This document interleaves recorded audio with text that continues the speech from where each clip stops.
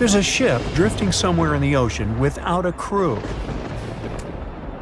The last time someone saw it was over 50 years ago. Its story reminds of that of the Flying Dutchman, a ship that's bound to sail forever and bring disaster to whoever sees it at sea. At least the legend says so. Unlike the Flying Dutchman, the SS Bay Chimo was definitely real and built for a German company in Hamburg and began as an ordinary cargo ship. It was trading supplies between Hamburg and Sweden in the Baltic Sea starting from 1914. It had a strong steam engine and a hull made of steel. A few years later, it became British property. Then, in the 1920s, a Canadian company purchased it for around $18,000, a huge amount of money back then. The new owner, the Hudson's Bay Company, was actively using the ship for several years. They would often send it on voyages from its home port in Scotland to Siberia, Alaska, the Yukon, and the Northwest Territories. It also passed through the Panama Canal and even the Suez Canal, with fur pelts for sale on board. Sometimes it would also transport passengers. It had completed 9 successful voyages before this strip of good luck came to an end.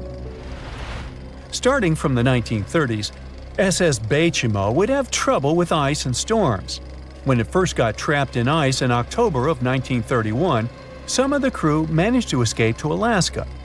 15 of 22 sailors decided to stay with their vessel and try to save it.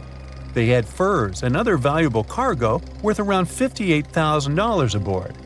The company sent them supplies to survive the winter. They set camp near the ship out of the hatches, tarpaulins, and other materials, and offloaded the cargo. At the end of November, a blizzard rushed through the area, and it seemed like it had taken the ship with it. The ice platform had survived, but the ship broke free. Some of the crew members were sure it had sunk. But soon after, they heard from one of the locals who had spotted their ship around 45 miles away from their camp. The crew moved on with their lives, and the ship started its journey as a runaway vessel. People would spot SS Bay Chimo once a year or so, all the way until 1965. It was mostly spotted off the coast of Alaska. A man going to Nome with his sled dog, along with prospectors, explorers, and treasure hunters, all claimed to have seen SS Bay Chimo. Someone tried to board it and take it to port, but ended up stranded on it for days because of horrible weather. Others got luckier and managed to take a whaleboat, some furniture, and other valuables from the vessel. Those who got close to the ship saw that it was damaged and missing the propeller. Still, it stayed afloat without a crew for at least 38 years and became the longest sailing ghost ship in history. In 2006, the Alaskan authorities started a project to solve the mystery of this ghost ship of the Arctic and finally find SS Bay Chimo, either still above or below the water. So far, the project has not been a success. SS Bay Chimo remains one of the estimated 4,000 ships that have disappeared off Alaskan shores. If the legend of the 17th century isn't lying, this ghost ship could be sailing somewhere along the Flying Dutchman. It belonged to the Dutch East India Company. Its captain managed to do the impossible for that time and sailed from Holland to Indonesia in only 3 months. They said he was flying over the sea, and some evil tongues explained that he had made a deal with evil forces to achieve that. Once the ship was sailing back home, its captain and crew disappeared without a trace. There are many versions of what happened to it. One of the first ones said it had tried to enter port at the Cape of Good Hope, got in a terrible storm, and sank as there was no captain to save it. Another legend says the captain had refused to obey the skies to let the ship sink during the storm. A scary life form then struck the boat and the crew, and it was condemned to forever wander without rest. Many sailors claim to have spotted the wandering Dutchman. The Duke of York, who was to become King of England, mentioned having seen it in Australian waters. Right after spotting the ship, the man who saw it first fell from the top of the mast and didn't survive. There were more encounters with this legendary ship up to the middle of the 20th century. Ships would nearly collide with it as the Flying Dutchman jumped out of the blue. Scientists have a more logical explanation for this mystery: Fata Morgana, not to be confused with Hakuna Matata. Now, when you're out at sea on a hot day and the air is all wavy, it feels like when you look at the road on a scorching summer day. That's because of something called atmospheric refraction. When light passes through different layers of air with different temperatures and densities, it bends and twists. Sometimes, under certain conditions, this bending of light can create really bizarre optical illusions over the ocean, like sightings of the Flying Dutchman. The Fata Morgana phenomenon can make distant objects appear distorted, stretched, or even lifted above the horizon. So you can see a ship far away, but because of the way the light is bending, it will look like it's floating above the water or even disappearing and reappearing. A Fata Morgana is most commonly seen in polar regions, especially over large sheets of ice that have a uniform low temperature. But you can see it anywhere, even in deserts and over lakes on hot days. The first stories about ghost ships go all the way back to ancient Greek and Roman mythology. One of the most famous ghost ships in history is the Mary Celeste. This brigantine was traveling from New York City to Genoa and was fully stocked with provisions, but missing a crew when it was discovered in the Atlantic Ocean in 1872. The crew's personal belongings were also there, completely undisturbed. The final entry in her log was made 10 days earlier. We still don't know what happened to its crew, and the ship has inspired many spooky stories and legends. The Lady Lovibond was another legendary schooner that is believed to have been wrecked off the coast of Kent in the middle of the 18th century. The story tells that the ship's captain, Simon Reed, had just got married and took his bride on board for a celebratory cruise, despite the superstition that it could bring bad luck. They were on their way to Portugal when the first mate, who is also in love with the captain's new wife, went mad because of jealousy, attacked another crew member, and then took over the wheel and steered the ship straight into the dreaded Goodwin Sands. No one aboard survived, and the schooner is said to reappear as a ghost vessel every 50 years. In present times, many vessels become abandoned and turned into ghost ships intentionally. There are thousands of them floating in U.S. rivers, lakes, channels, and coastal waters. Some people lose their boats in storms and other extreme weather. Others have to abandon their boats because maintaining them can cost 10% of the boat's price. Plus, docking a vessel can add up to several $1,000s every year. Most boats have been made of fiberglass, so an owner can't just recycle them as scrap metal. So, once they want to get rid of it, they often tie it to a dock and sneak away, or leave it floating far away from the shore, or just try to sink it. When ghost ships sink in shallow waters, they can cause damage to coral reefs, mangroves, marshlands, oyster habitats, and wetlands. Plus, they can collide with unsuspecting regular ships and cause real trouble. So, don't do that. Enough said. A ship is traveling across the Atlantic Ocean when a storm starts. At first, the situation doesn't seem to be very bad, but soon, people on board the ship realize that the storm is intensifying. Waves are huge, and nothing can save the ship. It's starting to sink. On board, there's only one lifeboat. Sadly, it can only hold one person. The captain is in a terrible situation. He needs to decide which passenger can be given a chance to survive. Besides the captain, there are 8 people on board. Some of them seem to be lovely, others look like villains. But you might not know the truth until it's too late. The first passenger is Alex, a 28-year-old talented artist. He's just had his first international exhibition and is boasting about that left and right. He claims to dream of inspiring the world with his art, but did I mention it's his shy twin brother who painted those masterpieces? And Alex just steals his shine? Next is 23-year-old Maria, who's 8 months pregnant. She's quite spoiled, often behaves unreasonably, and treats the staff on board badly. She's traveling home to her husband, but little does he know that the kid is not his, but his best friend's. And she's been cheating on him since forever. Though we can't let this innocent soul perish, can we? Despite his untidy appearance, this 65-year-old scientist, Professor Marcus, is a leading researcher in the field of gene therapy. He's working on a breakthrough that could save millions of lives, but there are skeletons in his closet too. It's been 15 years since anyone saw his wife, Judith. Does Marcus's scientific progress have something to do with the mysterious disappearance of his wife? Dr. Anna is 34 years old. She's a surgeon who's saved hundreds of lives during natural disasters. She succeeded as a doctor, but failed as a parent. Her 3 daughters live with their dad and don't want to hear anything about their mother. 78-year-old Teresa is a widow whose family gave up on her because of her bad temper. She's traveling for the last time in her life to visit her late husband's grave. A little boy, Mark, is just 7 years old, but his unruly character has caused a lot of arguments between the other passengers.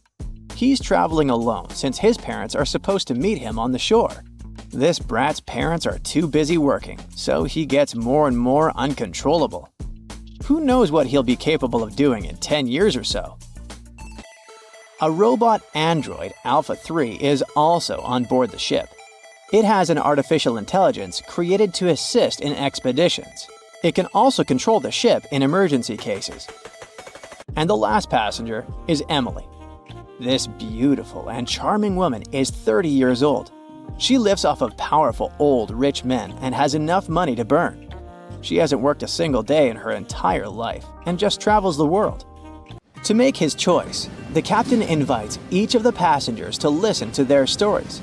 He asks each of them just one question. Why would you be the one to survive? Alex says, "You see, my art can inspire and change the world.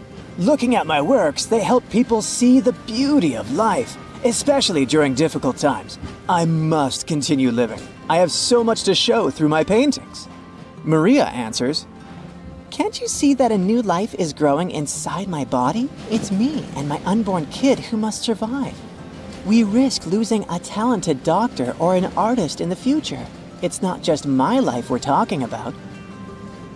Professor Marcus says, "My work is not finished yet. It might save thousands of lives.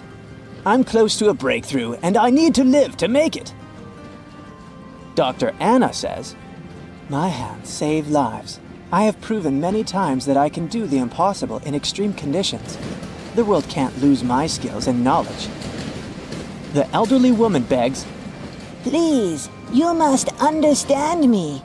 I might have lived a long life, but I want to see my husband's grave." Mark says, "I'm still a kid. My parents are waiting for me at home. I want to hug my mom and dad." Alpha 3 states that it was created to serve and help people. Its ability to analyze situations and make rational decisions in a crisis can be used to prevent future disasters. Emily admits, "Look at me. Doesn't every person have their unique value? I'm young and beautiful, and I have a lot of potential. Surely you see it." the captain is desperate. How can he, a mere mortal, decide who should live and who he should take this chance away from? After pacing his cabin and hitting the walls with his fists, he decides to estimate passengers' value and see how useful they are. Alex, as a talented artist, can influence society through his art, providing inspiration for thousands of people who will see his masterpieces. But no one knows where his ego can bring him. Plus, remember who the real artist is. Saving Maria means saving her unborn child. But however cynical it may sound, the contribution of these 2 lives to the future of society is assumed, but not guaranteed. What if that child grows up to become a criminal? Professor Marcus can indeed provide significant benefits to society through his scientific research, but he isn't young. What if he doesn't live long enough to finish his work? Dr. Anna is a surgeon. She's already saved a lot of lives and will definitely continue to do so in the future. Her ability to provide immediate medical assistance in critical situations makes her one of the most valuable candidates for survival, since she can directly and regularly save lives. At the same time, she is a terrible mother, and it'll definitely influence the lives of her daughters. Teresa is living history and experience, but unfortunately, her ability to continue contributing to society is limited. In simple words, she's old, and we don't know how much time she has left. Mark is in a similar situation. He has the potential for a long and productive life, but his immediate contribution to society is limited. His survival is based on the potential for future contribution, which is difficult to estimate at the moment. Alpha 3 can provide valuable technical assistance and functional support, but as a robot, it does not add to human well-being directly. As for Emily, despite her beauty, her achievements are minimal. On the other hand, she's only dating wealthy and influential people, and thus has a lot of influence on society of her own. Now, from the perspective of how much profit each of the passengers can bring, saving Dr. Anna seems to be one of the most logical choices. Her knowledge and skills can save many lives in the future, which means the greatest good for the greatest number. But let's have a look at the captain's choice. In the end, after listening to all the passengers and pressed for time, the man decides to save Emily. Can you figure out why he's made such an unexpected choice? Write your answer in the comments below. You can also pause the video to think it over. Okay, I suppose you're ready for the answer to be revealed. You see, even though each passenger presented very compelling arguments for why they should be saved, the captain was particularly moved by Emily's charm and attractiveness. And even though there were more logical candidates in terms of utilitarianism and humanism, the captain succumbed to his personal feelings and preferences, which influenced his decision.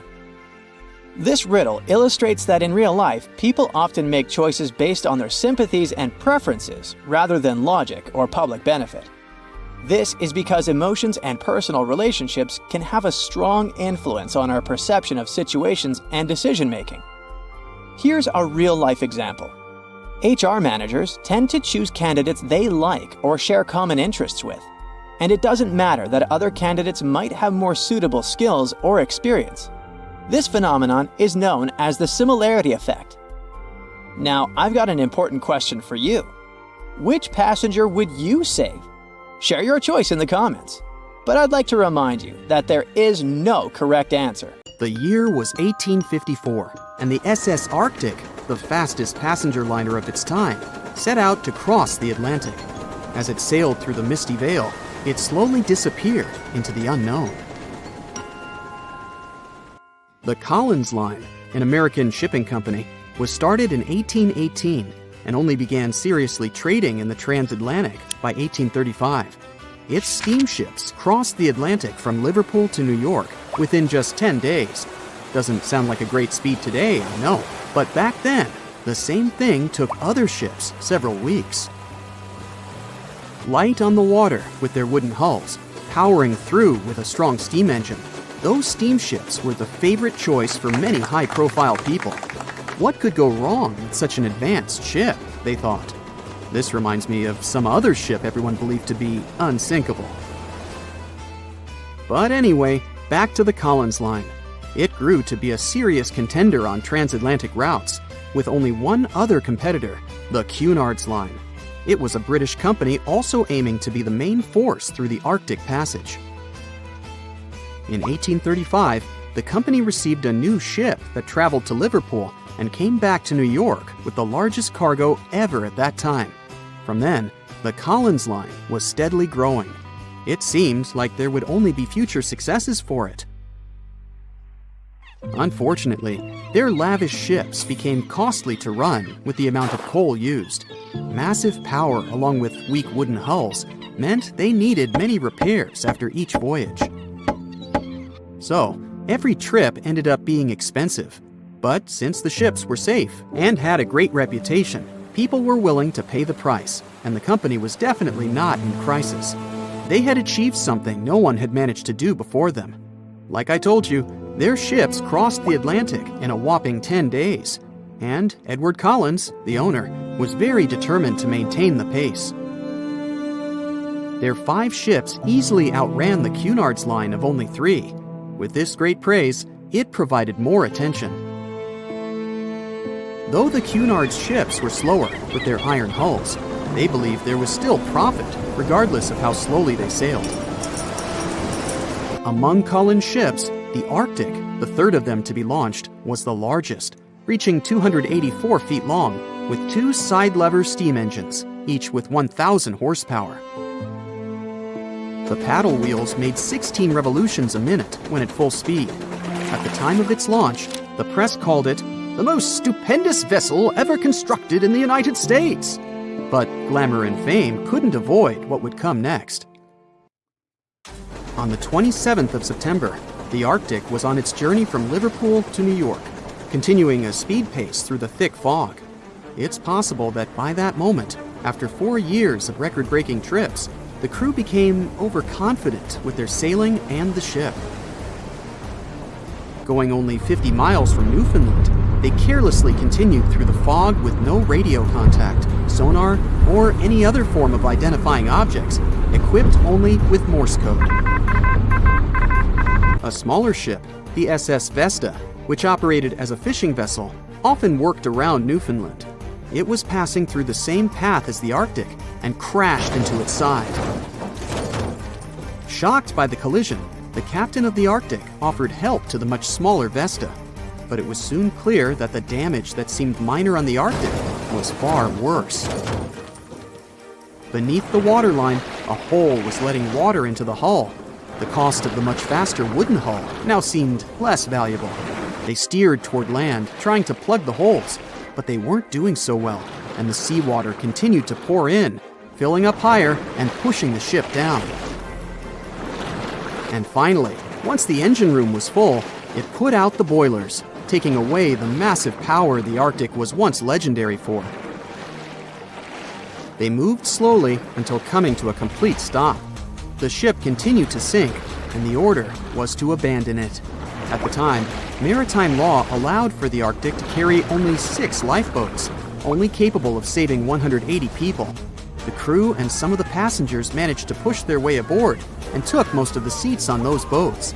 Things were pretty wild, and everyone forgot about their manners, not letting the ladies and the youngest ones board first. It took 4 hours for the Arctic to sink. 150 crew and 250 passengers were on board. Those that weren't able to find a lifeboat made a desperate attempt to build their own rafts from parts of the ship. 2 days later, only 3 boats made it safely to the shore. The other 3 were never found. Believe it or not, the rescue party also saved some people that had been clinging to the wreckage for 2 days. Unlike the crew, the captain went down with the Arctic, but amazingly survived.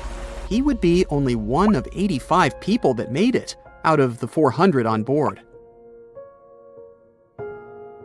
When the news arrived 2 weeks later, the public responded with great sadness to the losses. Great anger soon followed towards the poor safety measures in the crew.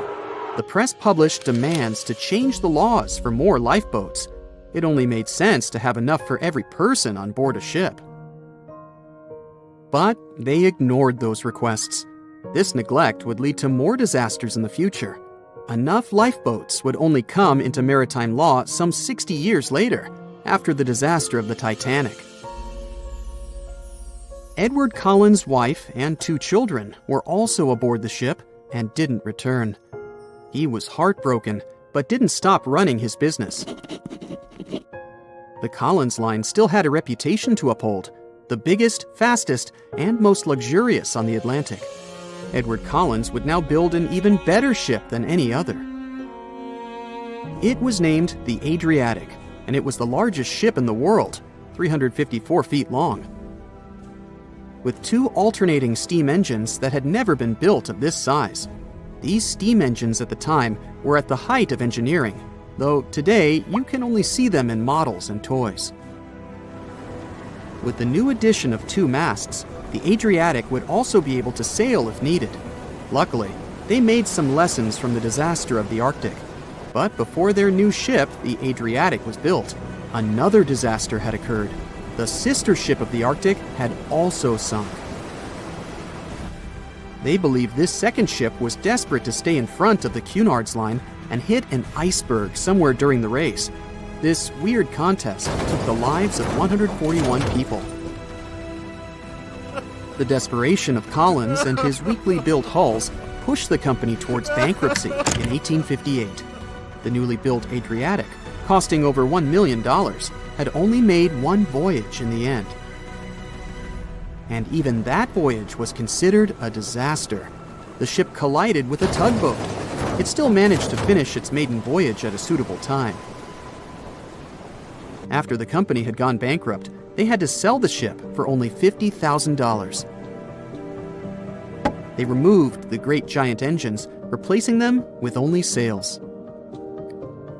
Although it was once the greatest ship on the high seas, it was only 30 years later until it was abandoned, labeled irreparable, and anchored in a river. The other remaining ships were also sold and only used for parts. Edward Collins left the industry altogether, seeking work on dry land instead. As the Collins line was no longer in the mix, the Cunards would grow in strength. Without competition, they would win the Blue Riband for the next 30 years, and 180 years later, after producing hundreds of ships. They still have a constant presence on the seas as they provide transatlantic crossings, world voyages, and leisure cruises. To this day, the Cunard Line is the only one to run ships between Europe and America, and it's great proof that it's not always the fastest that's the best. Strange things occur in the cold waters of Antarctica. One of these things happened to a ship called Jenny. It was a small schooner whose history began in 1822. The boat and its crew set sail and disappeared a year later. For 18 years, the ship was considered sunk. People forgot about it, but in 1840, the vessel reminded the world of itself. That year, the whaling ship Hope sailed through the Drake Channel in Antarctica. The crew members noticed a ship among icebergs. It was the schooner Jenny. It was floating slowly in the dark, with no signs of life. The captain of the Hope, Mr. Brighton, gave the order to approach the mysterious vessel. They thought it was some creepy ghost ship, but as they came closer, they noticed crew members on the deck. The sailors of the Hope called out to them, but received no answer. This time, it became clear that something terrible had happened to the Jenny. When Brighton boarded, he realized that the Jenny crew members weren't missing. They were here. Frozen people stood like statues. Brighton went down to the lower deck and found the captain. He was sitting frozen at the table, holding a pen. Brighton looked at the logbook. The last record was made on May 4th, 1823. The captain wrote that he was the only living member of the crew. They spent 71 days without food. It seemed that the ship got lost in the sea because its captain went off course or sailed into an iceberg, but no one knew for sure. After that, nobody ever saw the Jenny again. According to rumors, the crew of the Hope abandoned the frozen ship and left it to drift in the cold waters. According to other rumors, this whole story is fiction. The story of the Jenny was described in a German magazine in the middle of the 19th century. Still, there was no further evidence of the ship's existence. Already in our time, Cambridge University decided to explore the case of the Jenny. The researchers discovered that one of the crew members of the Hope, who didn't disclose his name, told someone the legend of the frozen ship. Someone shared the story with another guy, and it was published in a German magazine called Globus. And that's all. There was no other evidence. One of the most famous ghost ships was the Mary Celeste, and there's no doubt about its existence. The history of this vessel was documented in court. People wrote about it in newspapers, but the most exciting thing is that the ship continued to be used even after 10 people disappeared from its deck. The history of the Mary Celeste began in Canada in 1861. When it was first built, the ship was called the Amazon. It changed captains several times, and it also hit some rocks. The boat was sold, bought, then sold again, repaired, and sailed under the name Mary Celeste. In 1872, it had a new captain, Benjamin Briggs. He was a decent, brave man with a lot of experience in navigation. He had a beloved wife, a daughter, and a son. When he went on his last voyage, he took his wife and daughter with him, and his son stayed in America. In November of 1872, the Mary Celeste sailed from the port in New York with 10 people on board and disappeared. 8 days later, another ship, the Dei Gratia, also left New York and followed the same route. Dei Gratia's captain, David Morehouse, noticed the Mary Celeste and immediately realized something was wrong. The ship was moving too freely, as if no one was controlling it. The captain tried to contact the crew members, but no one answered him. Then, together with other sailors, he climbed aboard the Mary Celeste. The ship was in good condition. There was no damage. The hold was slightly filled with water, but it could be easily pumped out. Everything seemed fine, but one lifeboat was missing. The crew members' valuables were in their cabins. The cargo was in the hold.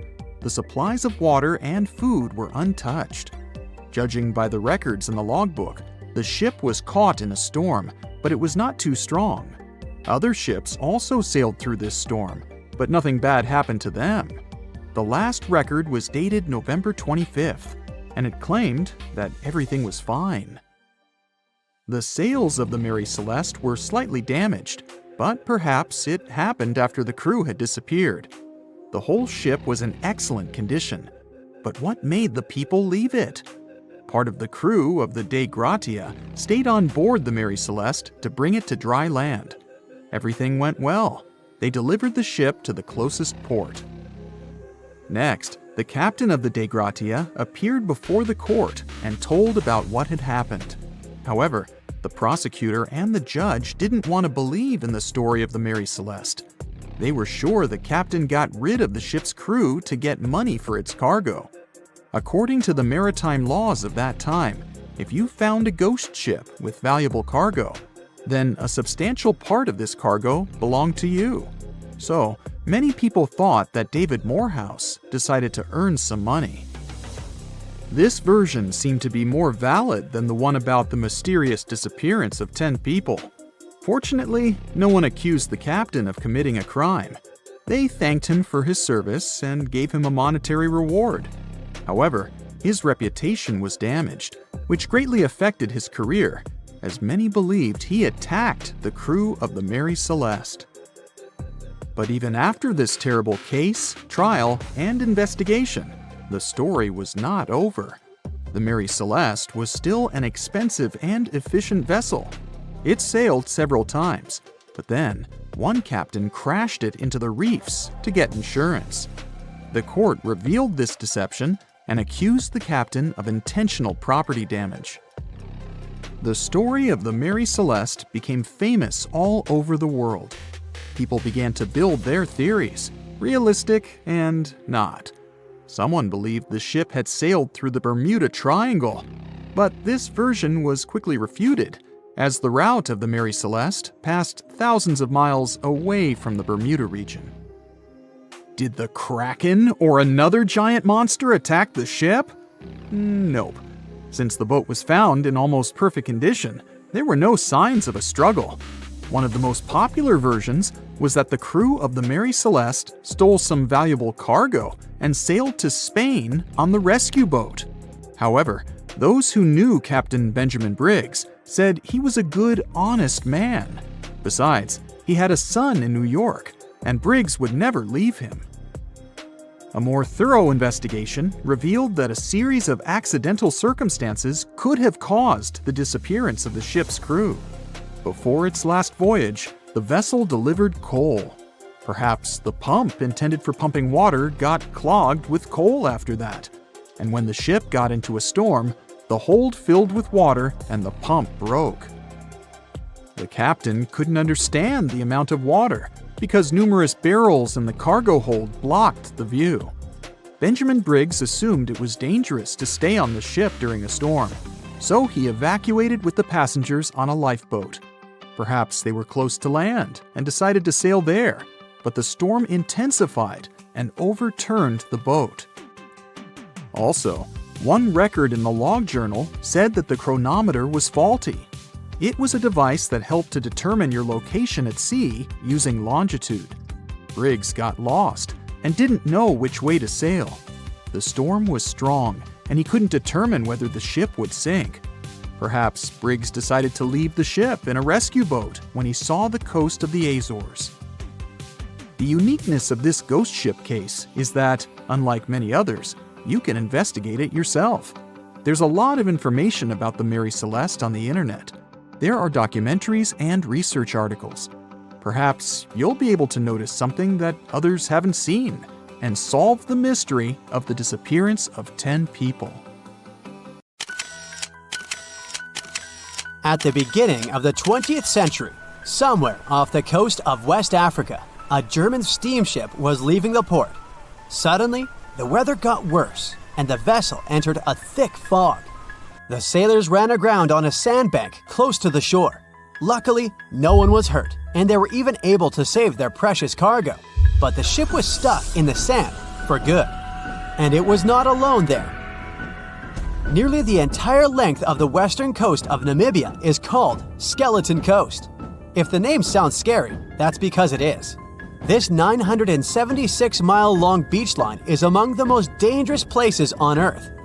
The local Bushman tribes believe that their supreme deity made this land when it was angry. The Portuguese were the first Europeans to set foot in Namibia in the 15th century. And yep, they didn't like Skeleton Coast either. Portuguese explorers thought this land presented the gates to the underworld. This is the place where the Namib Desert meets the Atlantic Ocean. It might be dangerous, but it's actually beautiful. Plus, it's a UNESCO World Heritage Site. If Skeleton Coast had a PR manager, they would quit on the first day on the job. The area is not exactly tourist-friendly because of its geography and history. Beneath the sand and the waves, there is a secret ocean currently lurking for unsuspecting sailors. It's called Benguela Current. It flows towards the north along the coast of southern Africa. This part of the Atlantic is rich in marine life, but the current's land neighbor isn't that happy with the deal. This arid climate created the Namib Desert, one of the driest regions on Earth. And that marine life I just mentioned? It's sharks. 11 species of them to be exact. And yes, the great white decides to pop by once in a while. So far, we've got a desert landscape, strong currents, and sharks. Not a place for a beachside resort, definitely. But if someone ends up on Skeleton Coast, will they know they're in danger? Don't worry, they will. The beach is littered with wrecks of all sizes and shapes. If you remember that German ship I mentioned in the very beginning, its massive and rusted stern is now sticking out from the desert sand. There are some 500 wrecks in total scattered along the coast, and it's a mixed crowd, from Portuguese galleons centuries old to ships that ran ashore here in the 21st century. A modern fishing ship called Zala India managed to slip from its tow rope in 2008 and ended up on Skeleton Coast. Okay, it didn't escape on its own, it had some help from the elements. But it's better to be a tourist attraction on a beach than to be broken up for scrap.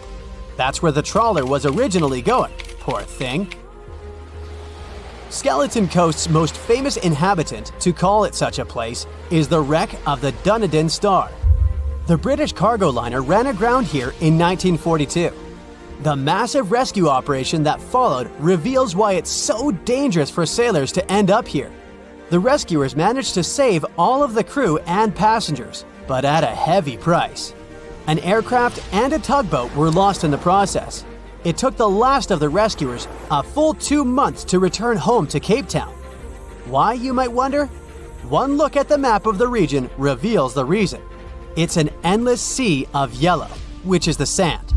There are so few roads here, so Skeleton Coast is hard to reach by land. There are also legal obstacles. You need a special permit to drive into the area.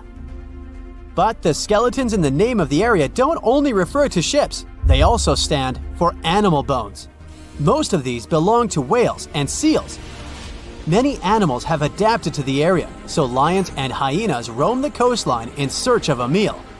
Yeah, now there are hungry lions as well, as if those sharks weren't enough. Other animals with a temporary residence on Skeleton Coast include elephants, cheetahs, leopards, and giraffes. In 1971, the Namibian authorities established a national park here, but except for surfers, after an adrenaline rush, they don't get many visitors. You can understand why. The Namib Desert is the oldest desert in the world, and it's not very tourist-friendly either. Those who travel to the region should pack sunscreen and a warm winter jacket. A weird combo, right? Well, not so much when you think that during the day, temperatures soar over 110 degrees Fahrenheit. At night, the air temperature drops below freezing. What a climate roller coaster! And that's not the final danger. Yep, there's more. Remember how that German ship got lost in thick fog? Yeah, it wasn't a one-off event. Because of the region's climate, fog shows up frequently. Sailors should cover their ears now, but this fog is actually good for wildlife. This is their only source of water in the Namib Desert. Reptiles and mammals have adapted to the harsh climate. They use as little water as possible. Shifting sands, thick fog, strong currents, lions, and sharks. Not the stuff you would put in a tourist booklet, but Skeleton Coast isn't the only beach on Earth you wouldn't want to spend your vacation on. I will take you to Cape Tribulation in Australia. The area covers some 48 square miles in the northwestern part of the continent. And no, the area is not as dry as Skeleton Coast. It's part of the Daintree rainforest. You could say that here, it is the rainforest, not the desert that meets the ocean. The beach at Cape Tribulation is straight from a postcard. But looks can be deceiving. Australia? Probably sharks. No, crocodiles are out here to get you if you decide to go for a dip in the sea. There are saltwater crocodiles that the locals call salties. Well, that's a cute nickname for such a dangerous reptile.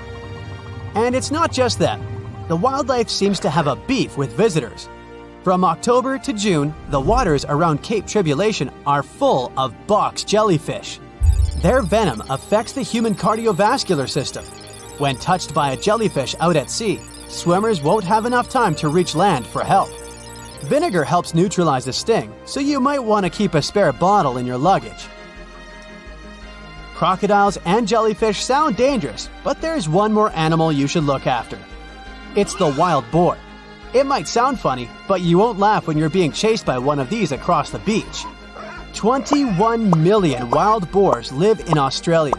They're mostly active at night, making it even more dangerous if they charge at you. The best defense is running in circles. Wild boars can't cut corners well. That's probably why we don't see many of them taking up careers as race drivers. Cape Tribulation has one last danger installed for you, and it's not an animal. Out here, even the trees are plotting against visitors. The stinging tree got its name for a reason. If you try to pick one of its beautiful red berries, it'll fight back. Its prickles are like tiny glass shards. The less than pleasant effect on your skin will last for a month. Then there is this wait a while bush. Who keeps naming them like this? This long vine has spikes that grab hold and just don't let go.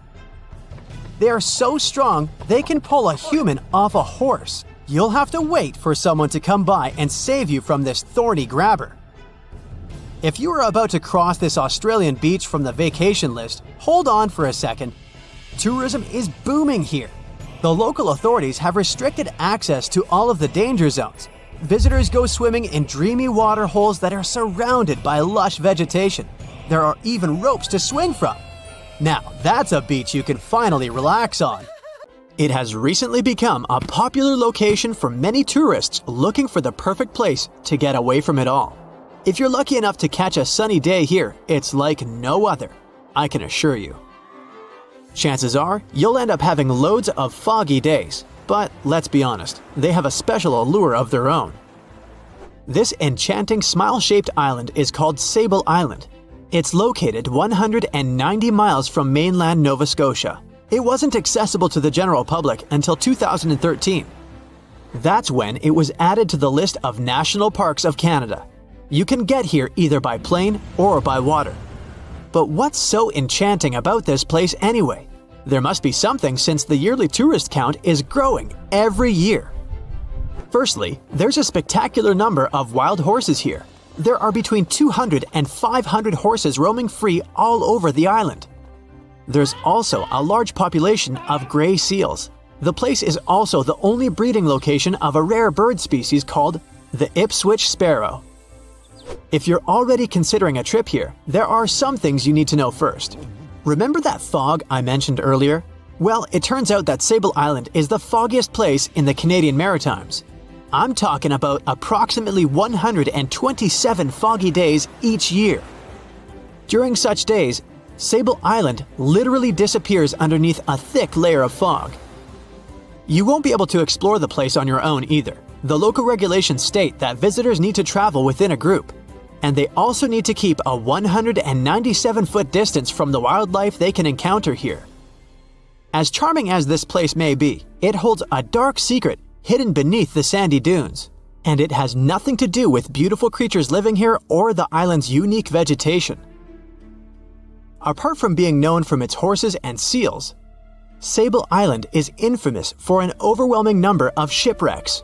Over the years, about 350 ships have ended their lives here, on these sandbars. When survivors described their experiences, they usually mentioned harsh weather conditions near this mysterious island. The island also made its way into literature when it was described in a book called The Perfect Storm, which was written by Sebastian Junger and published in 1997. The book was so successful that it was later adapted for the big screen in 2000, with George Clooney playing the leading role. The first recorded shipwreck near Sable Island dates back to 1583. The boat was named the HMS Delight and was under the command of British adventurer and explorer Sir Humphrey Gilbert. Only 17 people managed to survive the catastrophe by escaping in a small boat. Records mention that they spent 7 days at sea before reaching the shores of Newfoundland. In 1884, another vessel named the Nicosia struggled in the thick fog as well. The ship was completely destroyed, but fortunately, all 18 crew members managed to survive. The captain's son was almost lost at sea when a lifeboat capsized when he was climbing into it. He somehow managed to stay underneath the lifeboat, which was completely submerged. When this lifeboat righted, he eventually emerged from the water and was rescued for the second time. The years between 1947 and 1999 were relatively quiet on the island. In 1999, though, a yacht called the Merrimack ran aground near the shore of the island at about 2 a.m. on July 27th. The 40-foot fiberglass boat had a crew of only 3 people. Natural gas exploration workers, who were luckily not far away, rescued them. The crew managed to fly safely to Halifax the next day. The owner of the Merrimack tried to recover his boat by hiring local fishermen. Unfortunately, this operation was unsuccessful, since only the fittings of the yacht were eventually saved. It took no more than 6 weeks for the sand and waves to crush and completely break up the hull of the Merrimack. So what is it about this place that's so dangerous for boats? Does it have anything to do with the weather? Or maybe there's other forces at play? The explanation turns out to be a bit more complex, and it wasn't easy to figure out, at least not way back in the 1500s. First of all, the island is located close to one of the world's richest fishing grounds. Since it's also near one of the major shipping routes between Europe and North America, hundreds of vessels sail past it each year. The likelihood of shipwreck increases when there are so many boats roaming around the area. Sable Island is also in the way of most of the storms that move up the Atlantic coast of North America. It's no surprise that boats often get hurtled straight onto the shores of this island. The weather has a lot to do with it too. During the summer season, the warm air from the Gulf Stream creates a dense fog as it merges with the cool air by the Labrador Current that passes by the island. Other currents don't help the matter.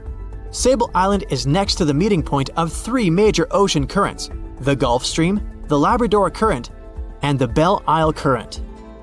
Since the 1950s, radars and other modern navigation tools have been used on commercial vessels as well.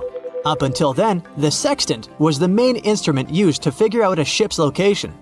It doesn't mean that sextants weren't accurate, but this instrument couldn't work properly without a clear view of the sun or stars, which means it didn't help much in dense fog, such as the one surrounding Sable Island, or when it was cloudy.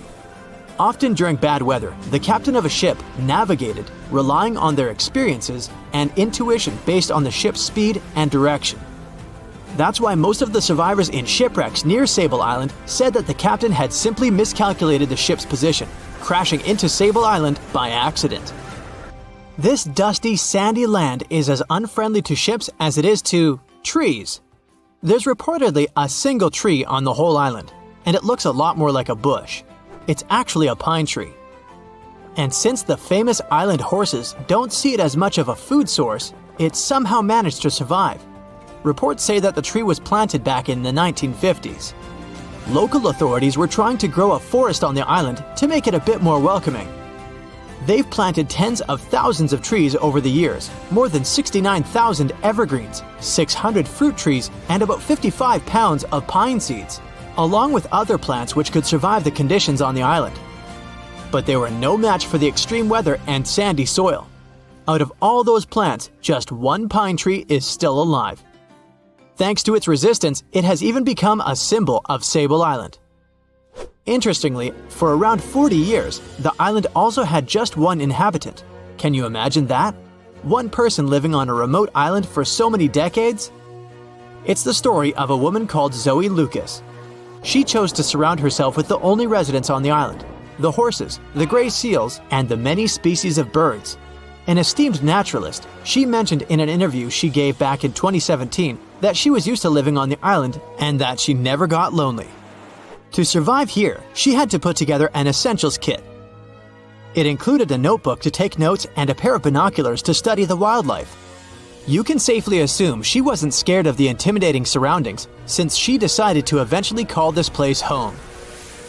At first, Zoe wanted to set up camp on one end of the island, near some abandoned buildings. But eventually, she settled in a wooden house near a bunch of sand dunes. A Canadian institution called the Meteorological Service of Canada put together the simple construction back in the 1940s. Parks Canada operates the building these days. Zoe's work included gathering as much data on the local horse population as possible. It could help scientists better understand how they managed to adapt to the unfriendly environment. She also helped gather the debris that made it to the shore to help track pollution levels. Among all the rubbish that she collected, there was a refrigerator and a crate full of fresh peppers. Some other specialists eventually started working rotating shifts on Sable Island to offer the brave woman a little bit of company now and then. No matter what happens, don't stop! We almost got it!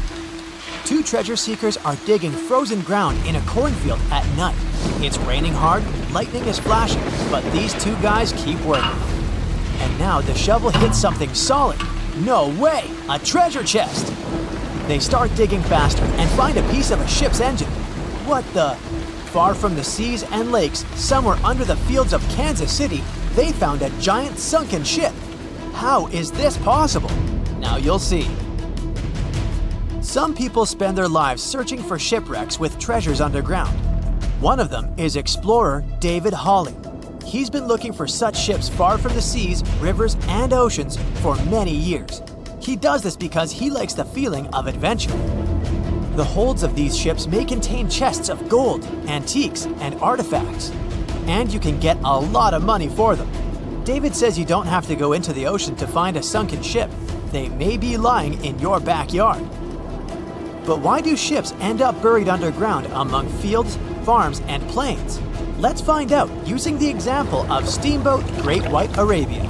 According to old records, the newspaper clippings, this ship had been carrying about 200 tons of treasure before it sank in 1856.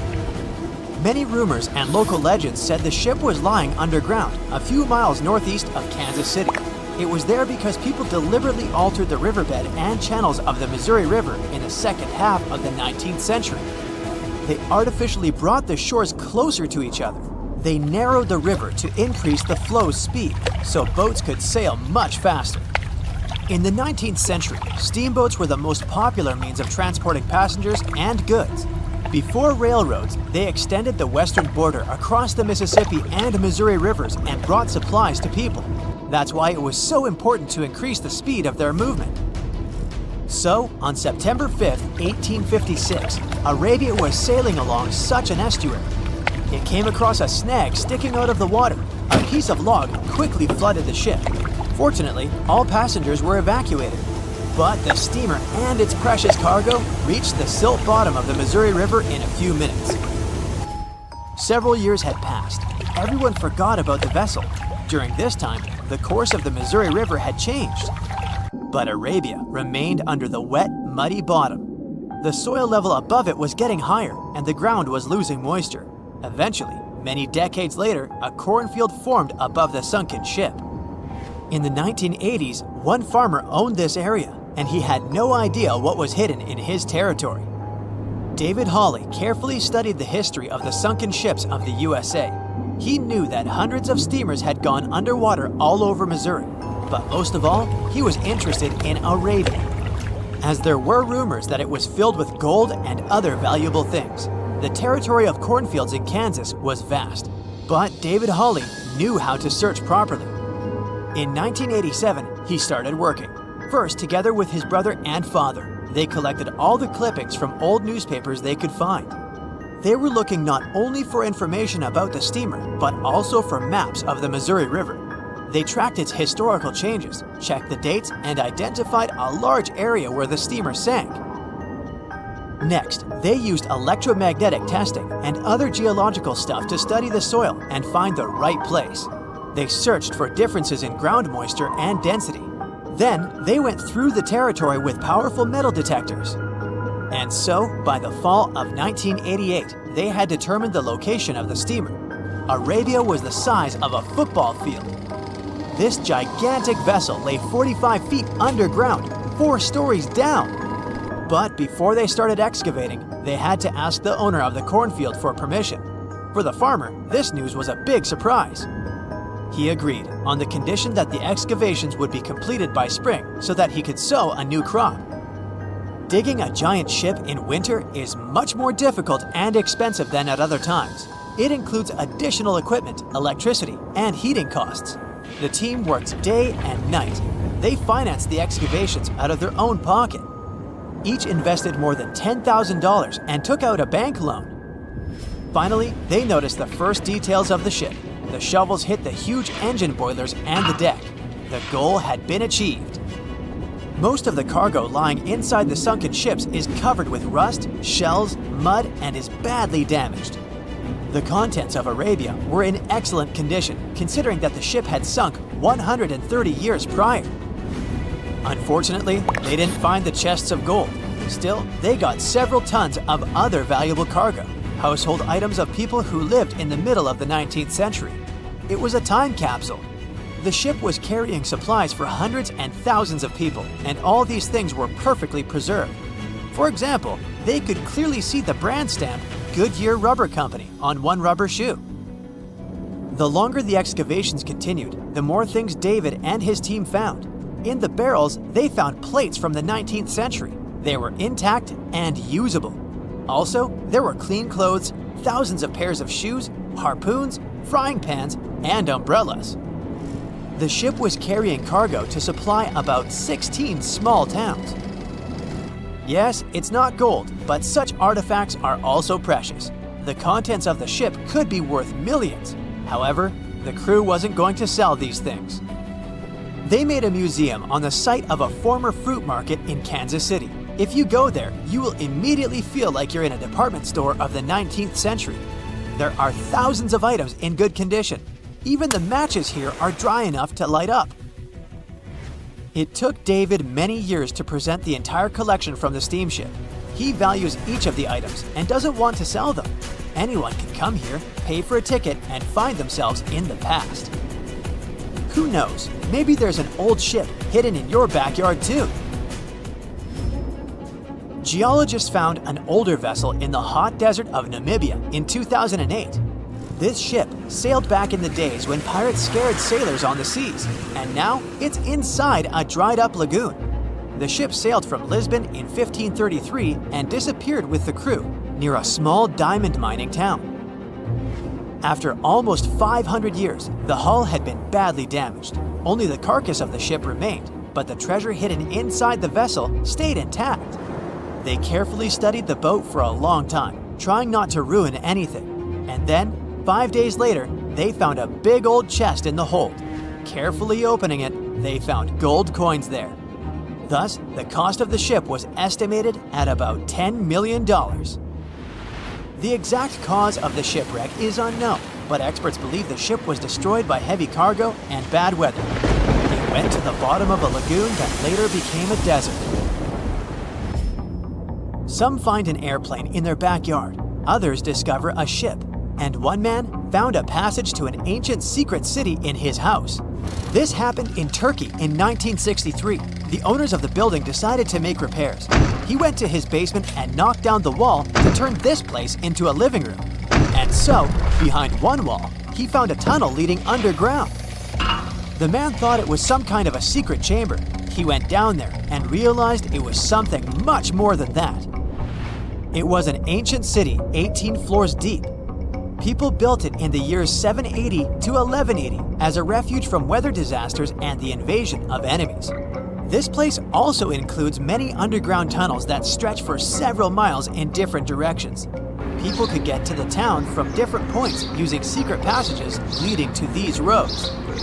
The city can accommodate about 20,000 residents, livestock, and tons of food supplies. Archaeologists have also found a chapel, schools, stables, and public kitchens there. They say nothing is ever lost, and it's true. Let's discover ships frozen in time. The first one is truly fascinating. Here, the Antikythera shipwreck. It's a Greek trading ship from the 1st century BCE. It's located on the east side of the Greek island of Antikythera and at the merging point of the Aegean and Mediterranean seas. Around 2,000 years later, in 1900, a group of Greek sponge divers discovered the wreck. They were going to Tunisia, yet they were forced to find shelter from a storm on a nearby island. Since they couldn't go anywhere due to the storm, they decided to look for sponges until the weather got calmer. One of the divers discovered the shipwreck at depths of around 130 feet. Imagine someone going for a sponge hunt, but getting out to the surface with archaeological treasures. The captain of the sponge boat talked to the Greek officials about what they had found. The officials sent 2 ships to the wreckage. The salvage operation was successful, and discoveries are now in Greece's National Archaeological Museum in Athens. The findings included 3 life-sized marble horses, jewelry, coins, and hundreds of works of art, including a 7-foot-tall Colossus statue of Hercules. Among these treasures, Antikythera ephebe, a bronze statue of a young man, caught more attention. Because the ephebe doesn't comply with any familiar iconographic model, and there are no known copies of his type, he held a spherical object in his hand. Scholars have different theories of who that person could be, but they are not in a consensus yet. More than 70 years later, Jacques-Yves Cousteau and his team went to the area and recovered hundreds more artifacts and the remains of 4 people. Interestingly, they discovered a complex set of interlocking gears, capable of predicting the movement of the sun, moon, and several planets. The mechanism can also show the times of solar and lunar eclipses years into the future. Think of this Antikythera mechanism as an early computer calendar, to plan significant events like agricultural activities, religious rituals, and Olympic Games. These artifacts found in the Antikythera wreckage are some of the most important findings in modern archaeology. Just the Antikythera mechanism itself has changed our perception of the limits of ancient technology. The mechanism has a sophisticated design and was made over 1,000 years ago. After all these amazing discoveries, experts believe that the wreckage site has remained largely unexplored and is mostly because of its location and the landscape of the seafloor on which the ship rests. The wreck is too deep for scuba divers but too shallow to use something like a submersible.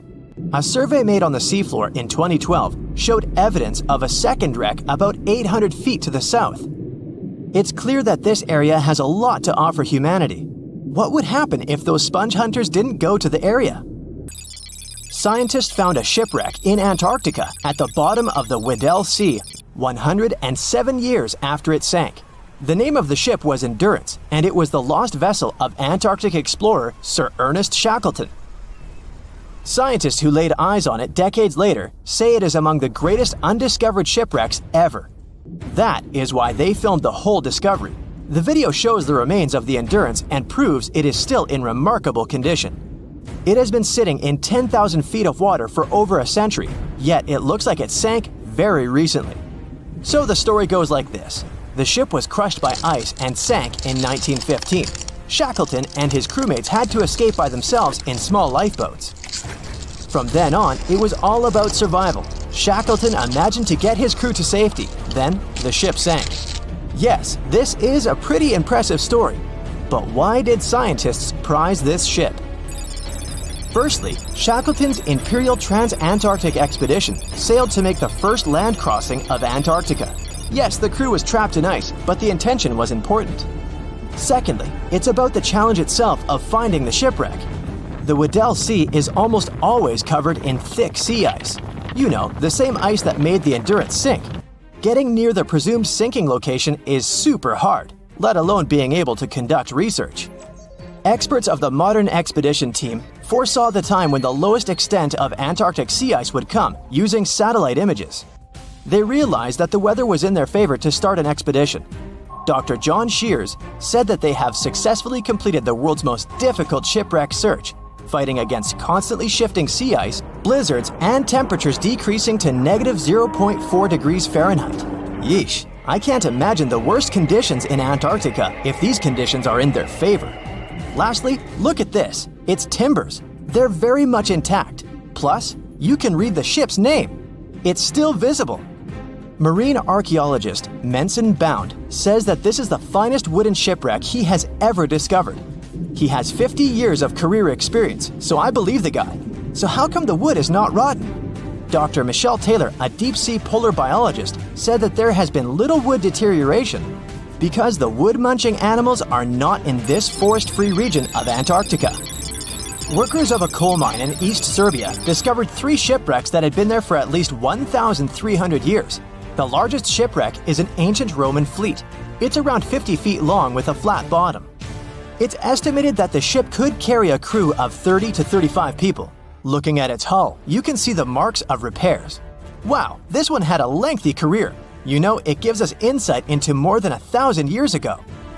The 2 smaller vessels, on the other hand, match descriptions of boats used by Slavic groups to attack the Roman frontier. These 2 have been discovered under mud and clay in an ancient riverbed. Apparently, in those times, there was a Roman base in a place called Viminacium City. Interestingly, Viminacium was a provincial capital with an estimated 40,000 inhabitants in the 4th century CE. For comparison, it was even larger than Pompeii. The Kostelach coal mine is a center of hidden gems. Archaeologists had found evidence of ancient human and animal activity here before.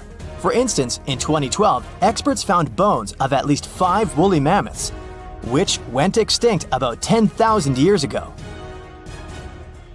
Canadian archaeologists found a ship 150 years after it went missing in the Canadian Arctic waters. This merchant ship is called HMS Investigator. It was purchased in 1848 to search for the explorer Sir John Franklin's ship that got lost in the Northwest Passage expedition.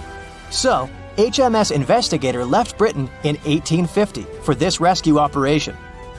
The expedition crew, captained by Robert McClure, sailed the Investigator into the water. He realized that he was in the final leg of the Northwest Passage, the sea route across North America. But before he could sail into the Beaufort Sea, the 122-ton ship itself got stuck in the thick ice. The crew spent the winter over the Prince of Wales Strait. The following summer, McClure tried again to sail to the end of the passage, but the ice blocked his way once more. Here, too, the crew was forced to leave the ship. He steered the crew into the Bay of Mercy. There, they were to remain until 1853 when the crew of the HMS Resolute rescued them. Imagine a crew of 60 people who had to spend 3 winters in the Arctic without even knowing if they would survive. Later on, the ship was found sitting upright in about 36 feet of water. It was in very good condition. Arctic water has prevented the outer deck of the vessel from deteriorating quickly. The outline of the ship and its timber can be clearly seen. Plus, archaeologists have uncovered artifacts on land left by the sailors.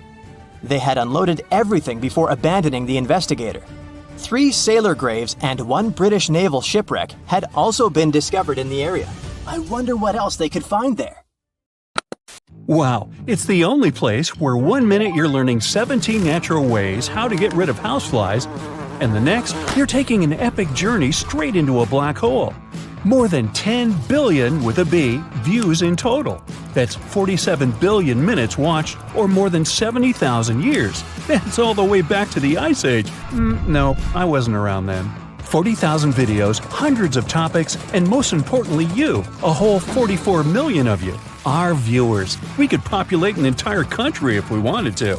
We'd like to continue helping you learn and giving you useful skill improvement tips. Got a thirst for knowledge? We've prepared 4 masterclasses on creating a 2D character animation from scratch, 10 hours of video lessons, practical tasks using professional software, and additional materials that you can use with your own projects. Get the full course now and create your own animated masterpiece. It's 2018. You get up early in the morning to go ashore and catch some fish. You come to the spot you were yesterday, throw the hook into the sea, and wait. The float is twitching. You've caught some fish, but hey, hello? Why aren't you doing anything? Right now, you don't care about the fish. You're looking at something in the distance. You open your mouth in surprise since you see a huge ship stuck on a shoal. It wasn't here yesterday, so it got here at night. Okay, it'll probably sail away sooner or later. You fish for a few more hours. During this time, you observe the ship and notice no movement there. Is it empty? Boats and the Coastal Service are sailing from the shore to the vessel.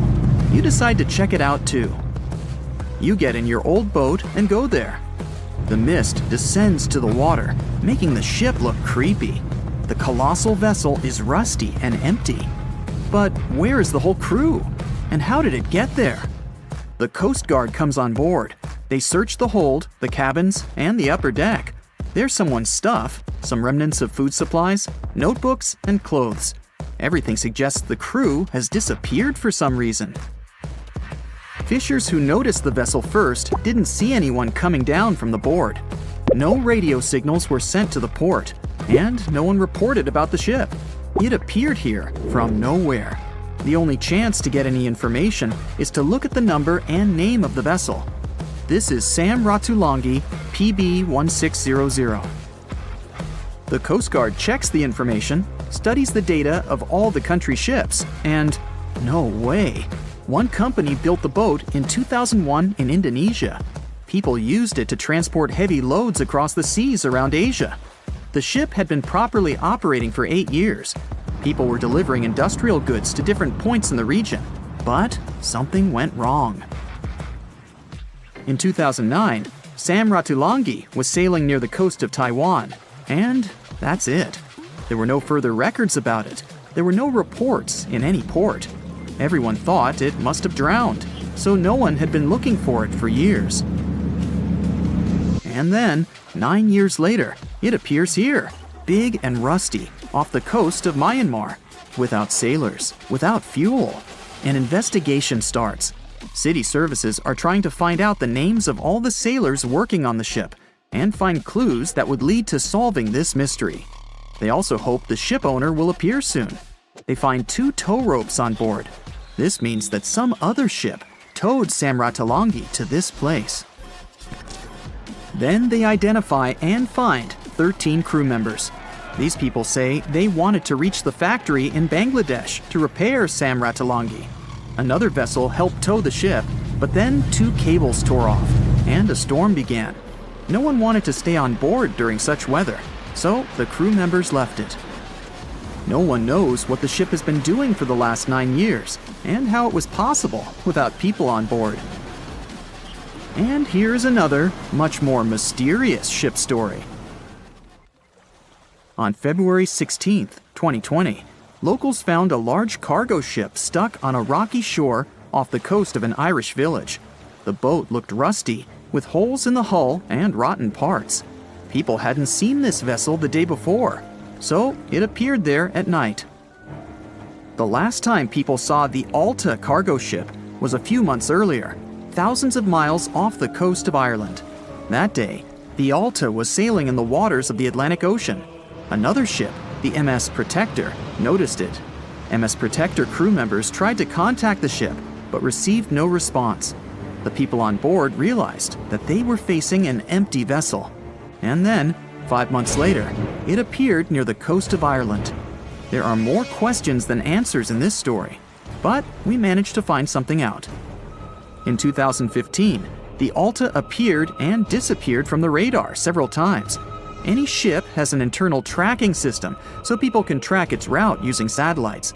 But Alta crew members often disabled this system. Perhaps they were engaged in some illegal activity. Anyway, in 2017, the ship often sailed between the ports of Greek islands. Then, the tracking signal disappeared and appeared only 10 months later, off the coast of North Africa.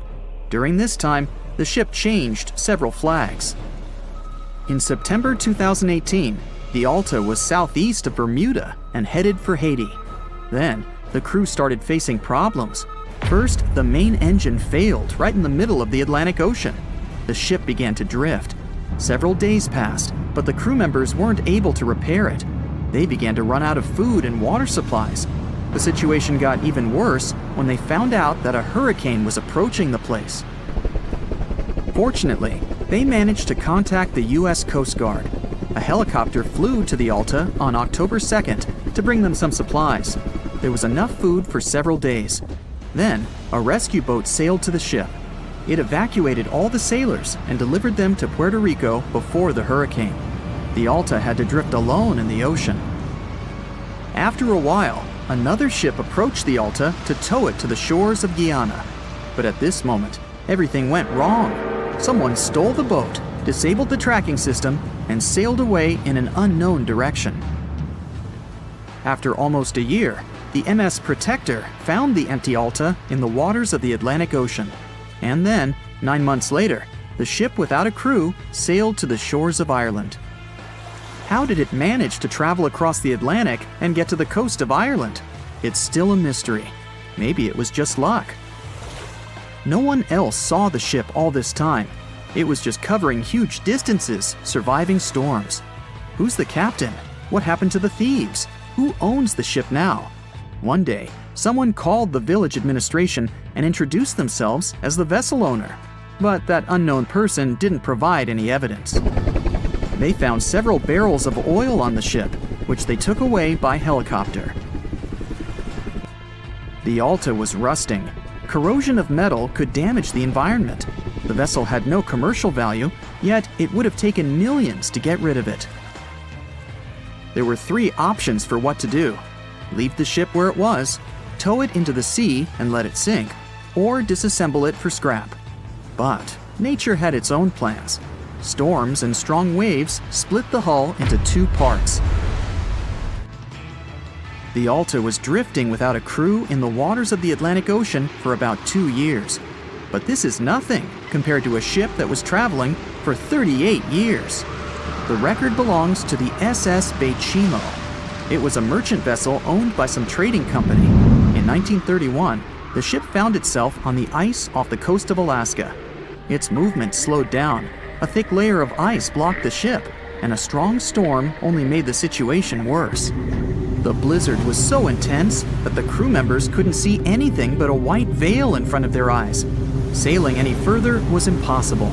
The team had to wait for the storm to end. They waited for a day, 2, 3 days. A week had passed, but the snowstorm was only getting stronger. Then, one day, it grew weaker. The crew members split into 2 teams. The first team went to the nearest city. The second group, along with the captain, stayed on board. They set up camp next to the ship and waited for the blizzard, which had started again, to end. There was 0 visibility. And finally, one day, the storm was over. Great! And now, wait a minute. But where is the ship? The SS Bay Chimo just disappeared during the blizzard. The captain was sure that the ship had sunk, so he left along with the crew. Then, a week later, they saw the vessel drifting near the area where they had lost it. The hull was damaged so severely that it was unsafe to sail on it. Repairing the ship would be pointless and expensive, so the captain decided to abandon it. He was sure that it would go underwater sooner or later, but it stayed afloat for the next few days, the next few months, and a few years. people had reported seeing it at various points along the coast of Alaska for 38 years. The last record of the SS Bay Chimo is dated 1969. Those who saw it claimed the ship was completely frozen, almost merged with the ice. Some people planned to start an expedition to find the ship, but all attempts were unsuccessful. The vessel is probably lying somewhere on the deep sea floor. Thick fog is rising over the ocean as the sun is slowly sinking towards the horizon. It's hard to see further away than a few dozen feet, but that's enough to notice a hulking, skeletal shape in the distance. As your ship approaches the figure, your heart beats faster, and then you make out the details of another vessel, abandoned by the looks of it. Ghost ships do exist, and their mysteries aren't always solved. Take MV Hoita, for example.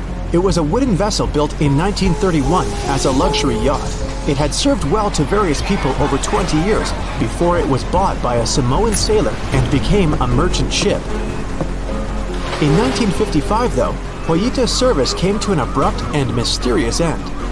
On October 3rd, it set sail for another trading voyage that should have taken no more than 48 hours. Delays happen in the sea, so when Hoita didn't arrive on October 5th as scheduled, there was little worry yet. But then it failed to come on the following day too. There was no distress signal or any other sign of Hoita's presence anywhere between its departure and arrival points. A search and rescue party was dispatched to find the ship, and for 6 days, they were scouting the area of nearly 100,000 square miles. On October 12th, the mission returned to the base empty-handed. Hoita vanished without a trace. It was only a month later that another merchant ship, Tuvalu, noticed the missing vessel far away from its route, drifting in the open sea and listing heavily. The sailors boarded the ship and found that all of its crew and passengers, 25 people total, were missing, along with all the cargo the vessel had been carrying. The radio was tuned to the International Distress Channel, meaning that the crew had been trying to ask for help, but they couldn't reach anyone because the radio cable had been damaged, limiting the range to 2 miles. The lifeboats were missing as well, indicating that people on board must have left the ship. Unfortunately, they seem to have taken the logbook with them, leaving the rescue team clueless as to what had happened. Even today, the mystery of MV Hoita hasn't been solved yet. No one knows where the crew and passengers had gone and what had caused them to leave. SV Carol A. Deering wasn't a ghost ship in the usual sense of the word. There are no sightings of it in the open sea. Instead, it was found on the shore, but the circumstances of it running aground are a puzzle shrouded in mystery. Carol A. Deering was built in 1919 in Maine, and it was a large vessel made for commercial voyages. Unfortunately, despite its large cost of construction, it had only served for a year before its last trip. July 19, 1920. The ship was traveling from Puerto Rico to Rio de Janeiro via Newport News to deliver a cargo of coal. It was almost halfway to the final destination when the captain fell seriously ill, and the crew turned back to drop him and his son off and replace the captain. The voyage went without incident, but when it came to Barbados in December to resupply, there were strange moods among the crew. The first mate didn't seem to be happy with the new captain. No one paid much attention to it back then, when they probably should have. The last sighting of Carol A. Deering at sea was on January 28, 1921, when a lightship noticed it off the coast of North Carolina. There was some commotion on the quarterdeck of the ship, where the crew were normally not allowed. Then, another vessel sighted it, but there was already no one on the decks. On January 31st, the merchant ship was found hard aground in the Diamond Shoals, a site notorious for numerous shipwrecks that had been occupying there for centuries. When the search and rescue party boarded the ship, they found it abandoned, the log and personal belongings of the crew gone, along with the 2 lifeboats. There is still no answer to what happened on board of Carol A. Deering that January, although the most popular version was mutiny. Maybe we'll never find out the truth though. SS Bay Chimo is perhaps one of the most notable ghost ships in history. This large cargo steamer was built in 1914 in Sweden and plodded its way dutifully over 16 years, trading provisions for pelts with native tribes of Alaska and Canada. But then, on October 1st, 1931, Bay Chimo got caught in pack ice. At first, it seemed the crew would be able to wait it out and continue on their route because the ship broke free in a couple of days. But in less than a week, it became caught again, this time for good. In another week, a rescue party was sent to fetch 22 of the Bay Chimo's crew, while another 15 remained behind to wait through the winter if necessary and get the ship back. But a month later, after a powerful blizzard struck their camp, the sailors went out of their shelters only to find the ship gone. Luckily, a few days later, a native hunter told the Bay Chimo hadn't been lost yet. He'd seen it about 45 miles from where they had been stationed. They managed to track it down, but decided the ship wouldn't survive the winter. So they took the most valuable cargo from its hold and abandoned it. They were wrong though. SS Bay Chimo did survive that winter, and many more that followed. When the ice broke, it sailed away on its own, drifting listlessly along the shores of Canada and Alaska. There were numerous sightings of the ghost ship, sometimes adrift in the open sea, and at other times stuck in the pack ice again. People attempted to board and salvage it, but weather conditions or lack of equipment always prevented them. SS Bay Chimo was last sighted by native Alaskans in 1969, 38 years after its abandonment. What became of it later remains unknown. The story of SS Orang Medan is one of the most puzzling and harrowing ghost ship stories of the 20th century. No one even knows for sure if the ship even existed in the first place. It wasn't recorded in Lloyd's Shipping, the International Register of Ships, which makes it either a tall tale or a vessel that avoided being officially recognized for some shady reasons. In any case, the accounts as to what happened to the Medan vary.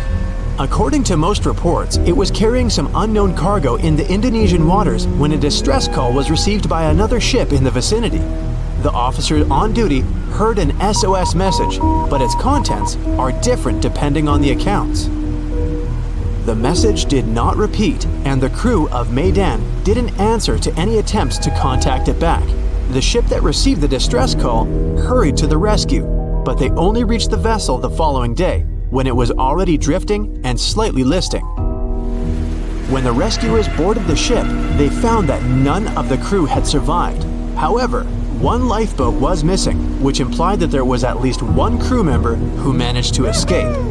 What happened to the rest of the people on board remains a mystery to this day.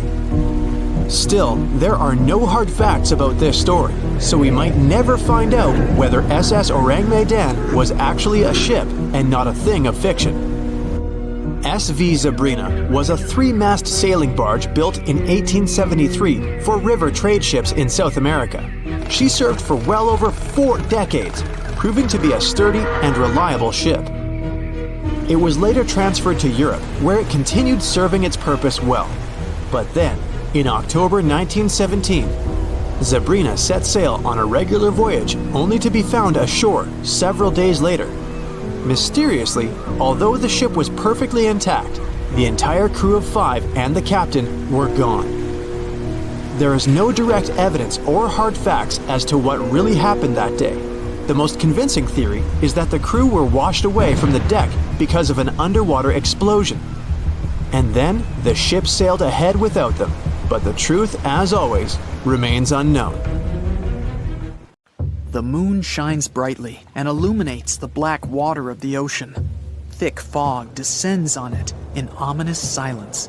Then, it's suddenly broken by the creaking of wooden boards, followed by a rippling of the waves.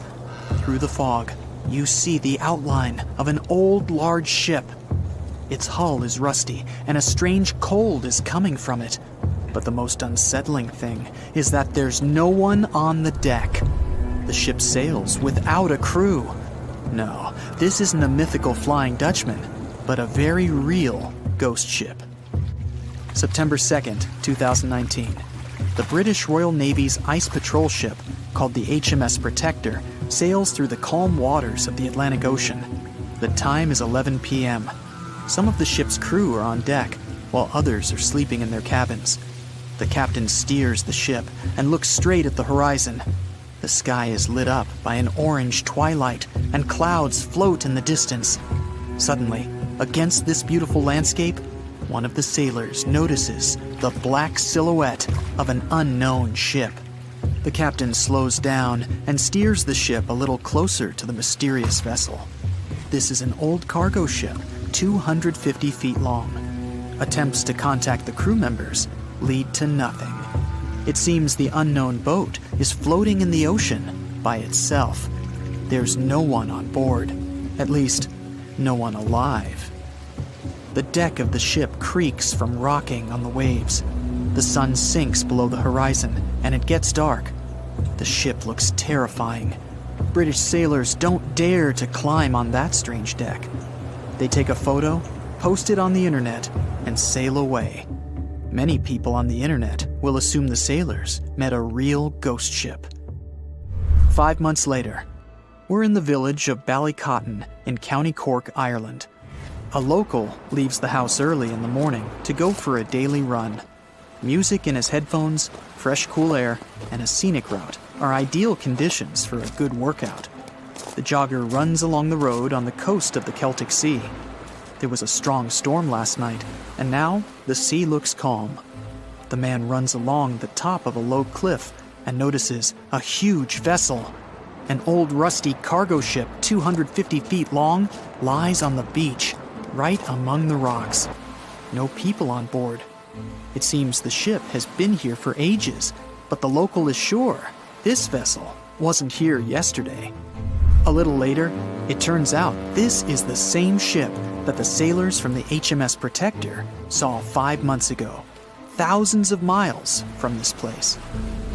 The cargo ship, called the Alta, was built in 1976. Nobody knows who used it all this time and for what purposes. It's only known that in 2017, the ship was purchased by a new owner and marked with the flag of Tanzania. It's important to say that almost all cargo ships are equipped with AIS, Automatic Identification System, which is needed to track ship movements in the ocean. Since 2015, something strange started happening with the Alta's AIS. The ship disappeared from the satellites, then reappeared again. Over the past few years, this ship had changed several names and flags.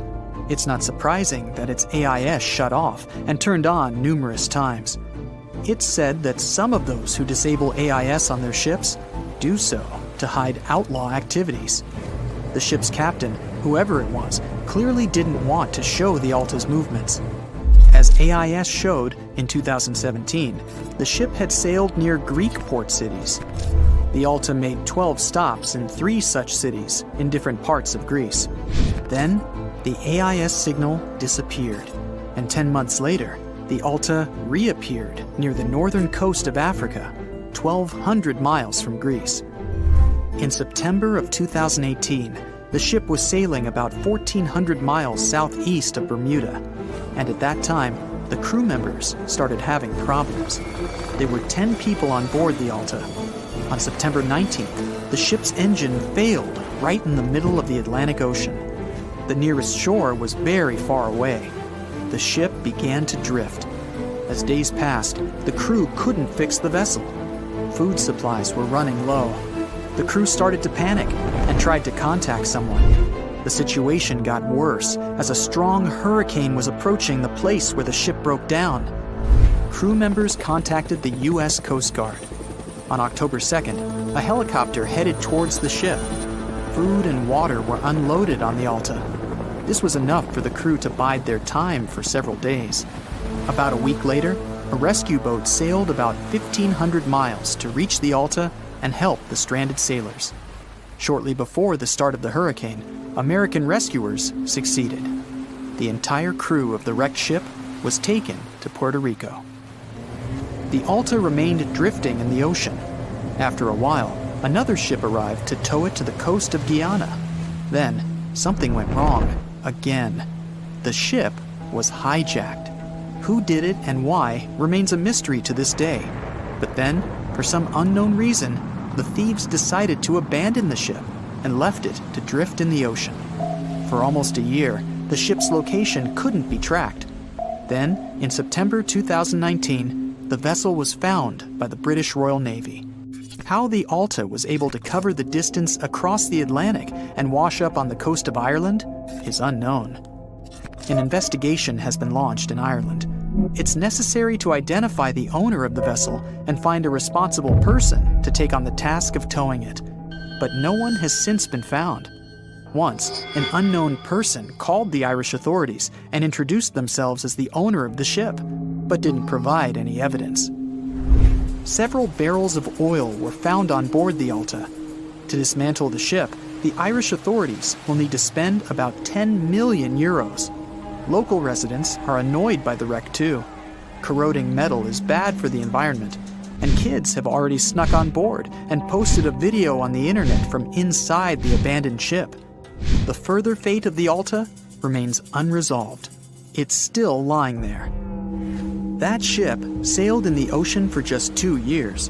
Now imagine if some other managed to drift for 38. In all that time, no one could catch this ship, and people still seek it. That vessel is called the SS Bay Chimo. It was a merchant ship owned by a Canadian trading company. In 1931, the ship got stuck in ice off the coast of Alaska. A strong snowstorm began. The team waited a week for it to end, but the storm only intensified. One day, the weather improved a bit, and part of the team was evacuated to the nearest city. Another part of the crew, with the captain, set up camp near the ship. The storm started again and didn't stop for a long time.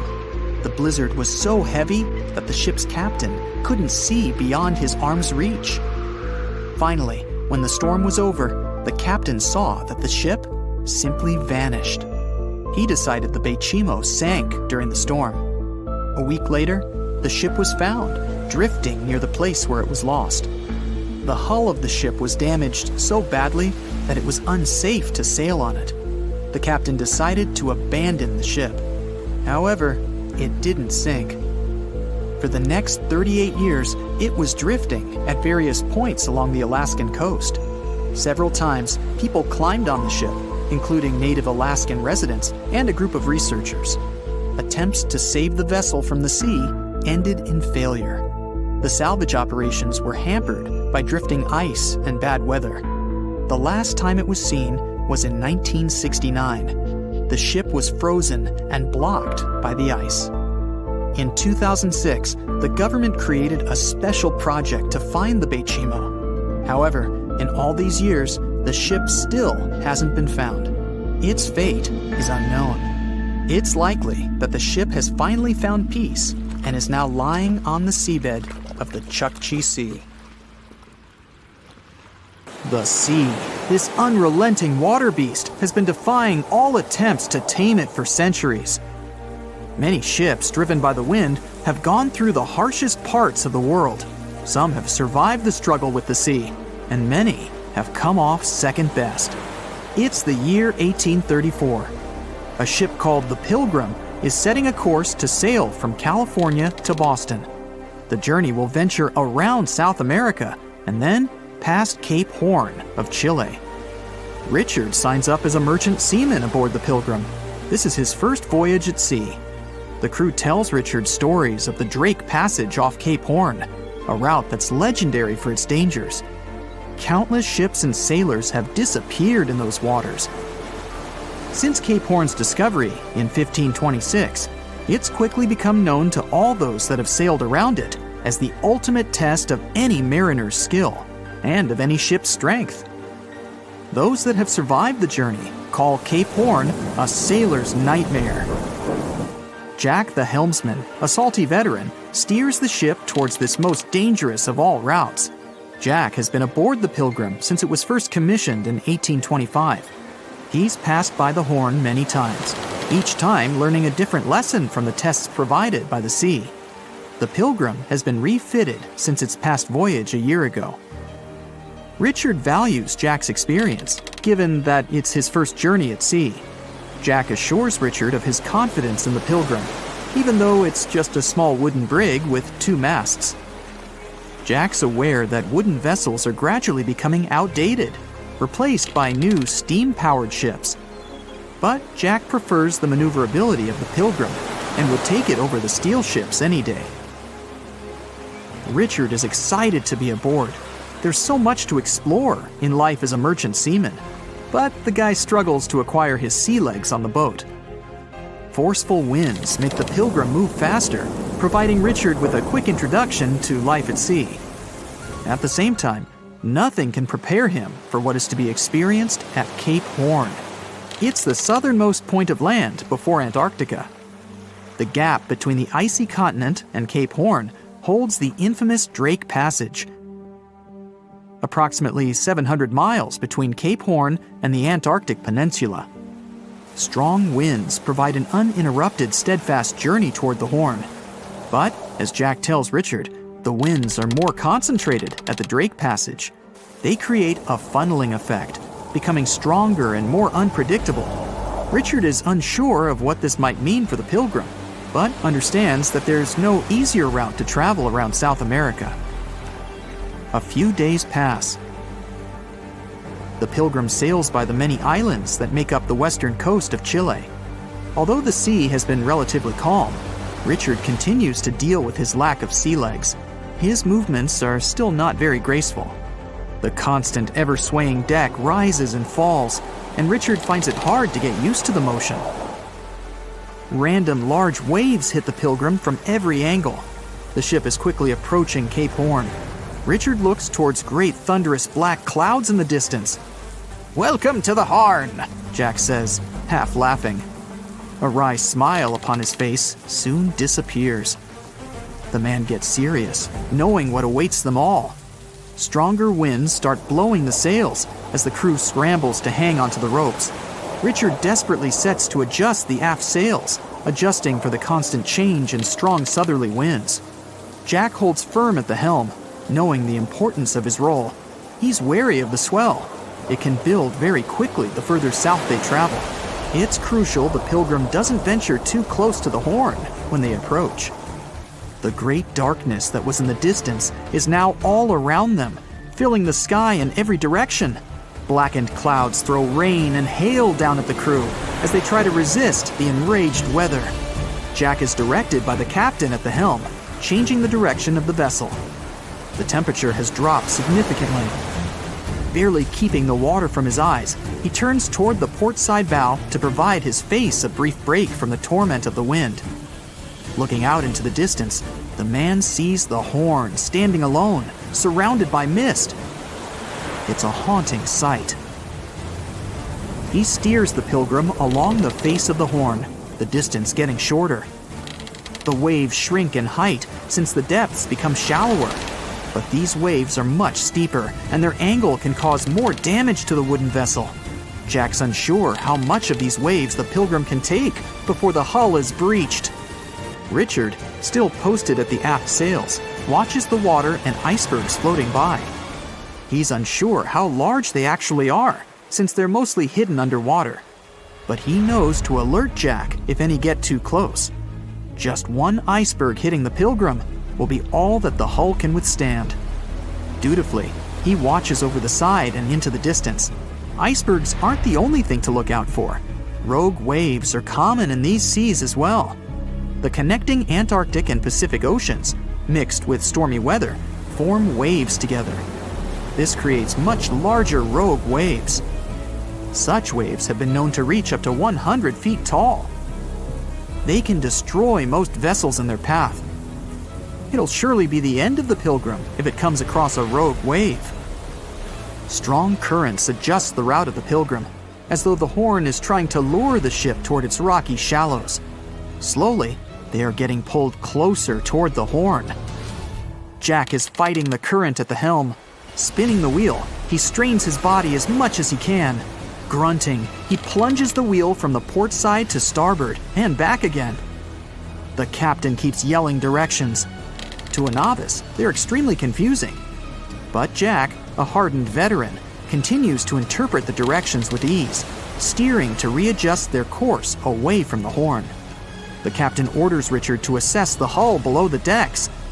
With the level of pounding the Drake Passage has provided so far, it's surely harmed the ship in some way. Richard runs to the deck as another sailor yells something at him, but the noise of the sea makes it difficult to hear.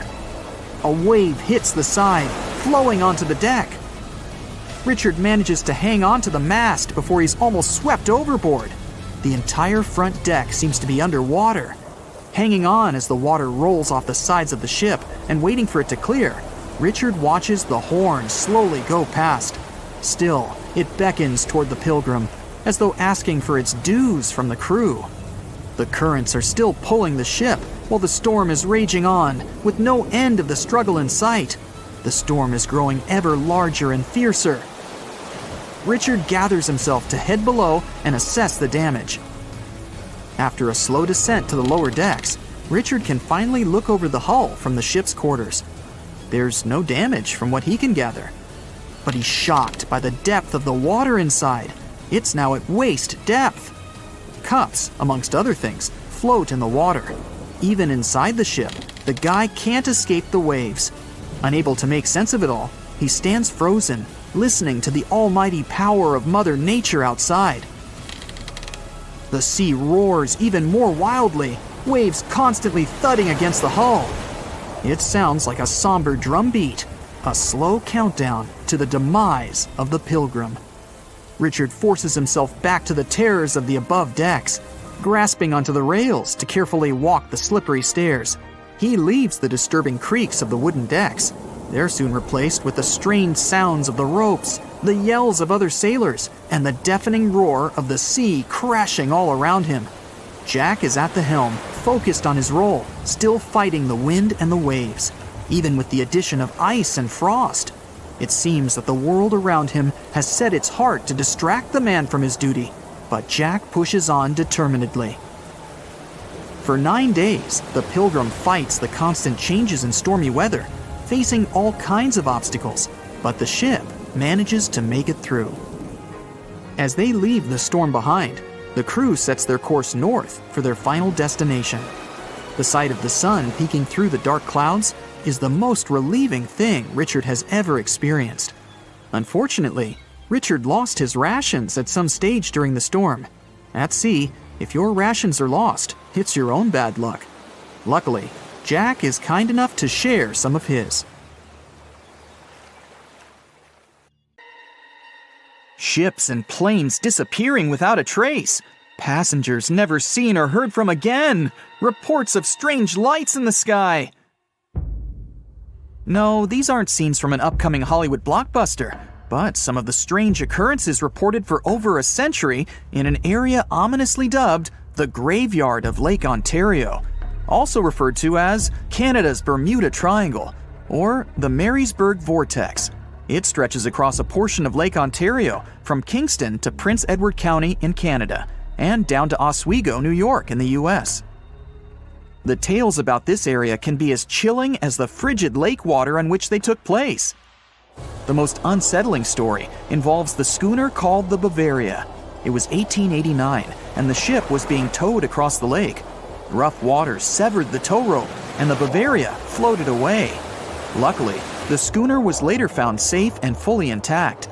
But there was one thing missing: the crew. Not a single person was found on board.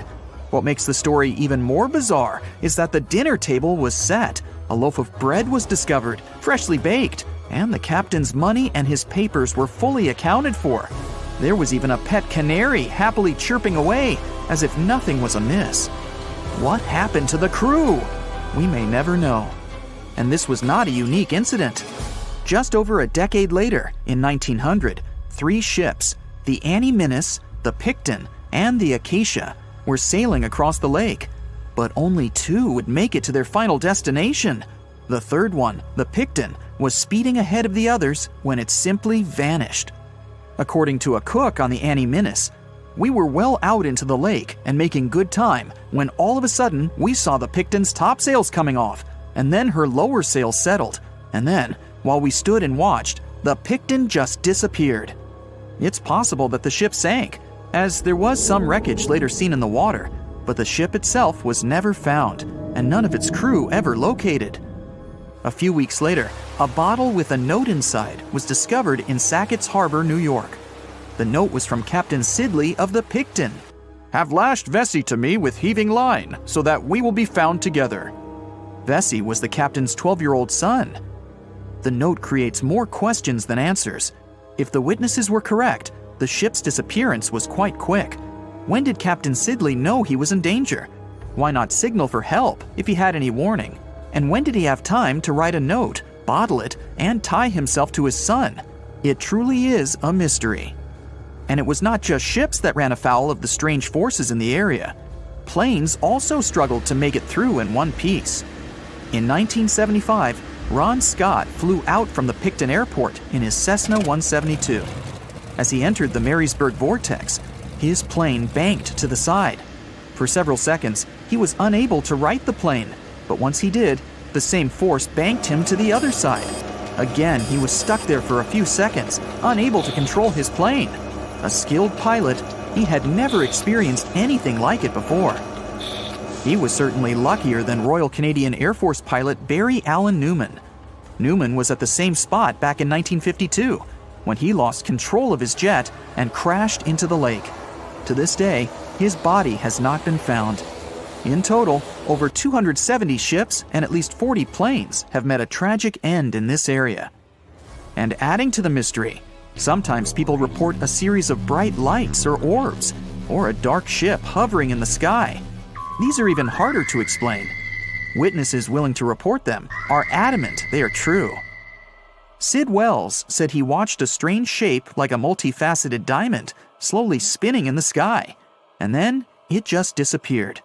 Others claim to have seen it too. Of course, the Marysburg vortex is just one of several places around the world known as vile vortices, a term coined by biologist and writer Ivan T. Sanderson. He discovered 12 other equally spaced areas on the surface of Earth where funny things happen.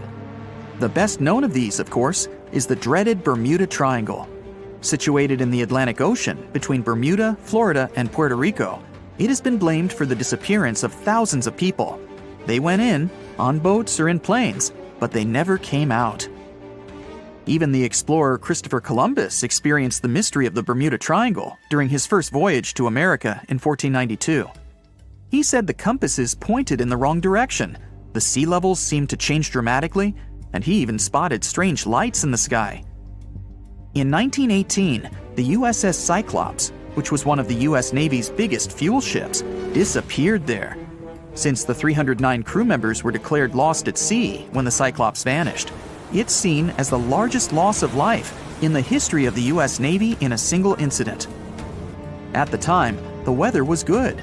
The one message sent that day from the ship indicated no issues or concerns, and a distress signal was never sent. A thorough naval investigation followed. Its conclusion?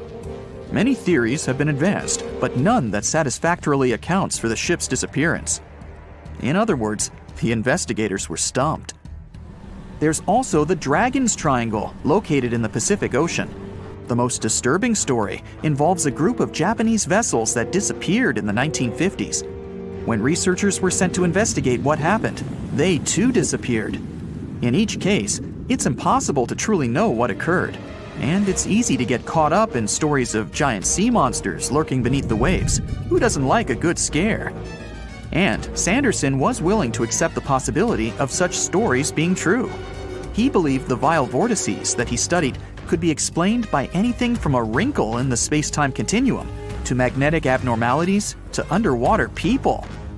Of course, Sanderson was not only a huge fan of strange places, he also wrote about strange creatures like Bigfoot and the Loch Ness Monster. His skills as an impartial scientist are questionable though. In 1948, he claimed that some 3-toed footprints found at Clearwater Beach in Florida were proof of 15-foot-tall penguins, arguing that they were impossible to fake. In 1988, Tony Singerini revealed that he and his friend, attaching some cast-iron feet to his high-top sneakers, were behind the giant penguin hoax. So maybe Sanderson isn't the most reliable source after all, but there are also some very compelling and wholly natural explanations. Let's look specifically at the Marysburg vortex. It's entirely possible that ships like the Bavaria and the Picton were done in by a mix of bad luck and bad weather. Unsettled weather is certainly not uncommon on Lake Ontario, and flash storms on the open water can prove dangerous to the most skilled sailor. And even today, with advances in weather forecasting, we get it wrong all the time. Back then, there was no way to predict that a storm was just around the corner. And the weather was just one issue. Historian Mark Seguin said that the area was always known to be dangerous, as the lakebed quickly becomes shallow along the eastern shore. There are also small rocky islands and shoals scattered throughout the area, making sailing a risky venture, especially for larger vessels or those weighed down by heavy cargo. By the mid-20th century, modern weather forecasting and improved shipbuilding alleviated most of the hazards of the Great Lakes shipping, resulting in fewer losses. The last major shipwreck in any of the Great Lakes was that of the SS Edmund Fitzgerald, which sank off the coast of Lake Superior in 1975, with 29 crew members going down with it. It seems the vortex is no match for human progress. And as for lights or images in the sky, in most cases, it's the result of an interesting phenomenon called thermal or temperature inversion. When this happens, a layer of warm air becomes trapped under cold air. This can result in mirages or reflections. So, a light on the ground that is miles away can be reflected in the sky, giving the impression of a flying object. Other parts of the mystery may be solved with a little time. Lake Ontario's freshwater and frigid temperatures help preserve the ships and planes that came to rest there. As divers and researchers continue to explore the area, maybe we'll finally learn the fate of the Bavaria, the Picton, Captain Sidley, and his son. The Bermuda Triangle is one of the most heavily traveled shipping routes in the world. Some skeptics believe that this fact solves the Bermuda Triangle mystery. Statistically, the busier the area, the higher the frequency of accidents and disappearances. While this makes sense, it's not the frequency of disappearances that's responsible for the mystery of the Bermuda Triangle. It's the lack of explanation or wreckage found. On his very first voyage to the New World in 1492, Christopher Columbus sailed through the Bermuda Triangle. Columbus reported that one night, when he was on the deck of the ship, he noticed a giant light appear in the distance, unlike anything he'd ever seen before. Columbus looked at his compass for direction, and it gave off erratic readings. You might have noticed that the Bermuda Triangle doesn't appear on any world map. This is because official institutions refuse to acknowledge that the area actually exists. No one exactly knows how many ships and planes have disappeared in the Bermuda Triangle. The rough estimate is 50 ships and 20 planes. Most of the time, the disappearances had no explanation and no wreckage has ever been left behind. When the TBF Avenger planes went missing, a massive search operation was conducted. Boats and planes searched the Bermuda Triangle for any signs of the aircraft. One of the boats searching was a PBM-5 Mariner airboat. The airboat took flight at 7:27 p.m. and called in a routine radio message 3 minutes later. Then, it was never heard from again. No trace was ever found of the rescue airboat or the 5 Avenger aircraft.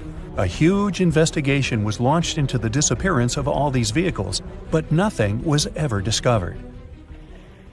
The Bermuda Triangle is home to some pretty intense and unexpected weather. Storms build up quickly and unexpectedly, then disappear soon after. If you blink, you might miss it. This could explain why few distress signals are issued. Pilots and sailors never saw the weather coming.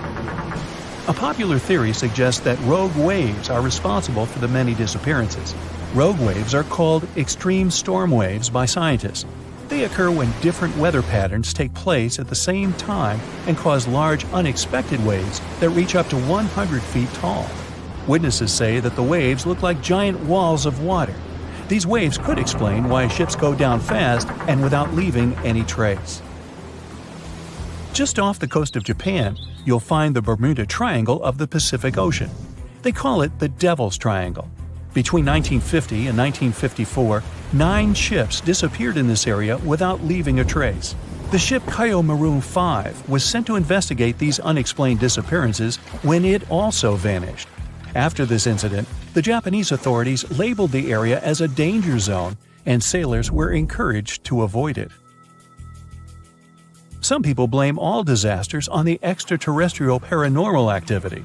Others suppose it's all about raging natural phenomena.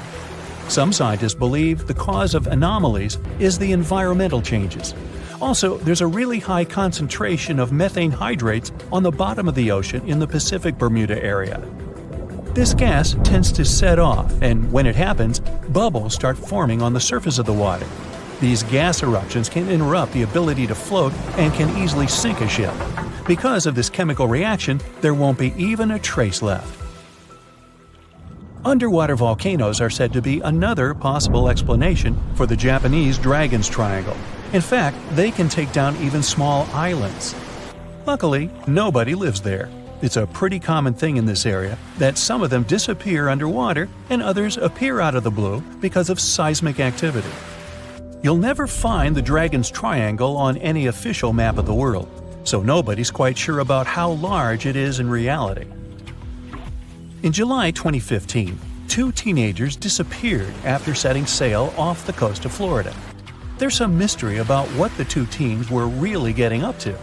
They told their parents that they were just going to fish, but they told their friends that they were crossing to the Bahamas.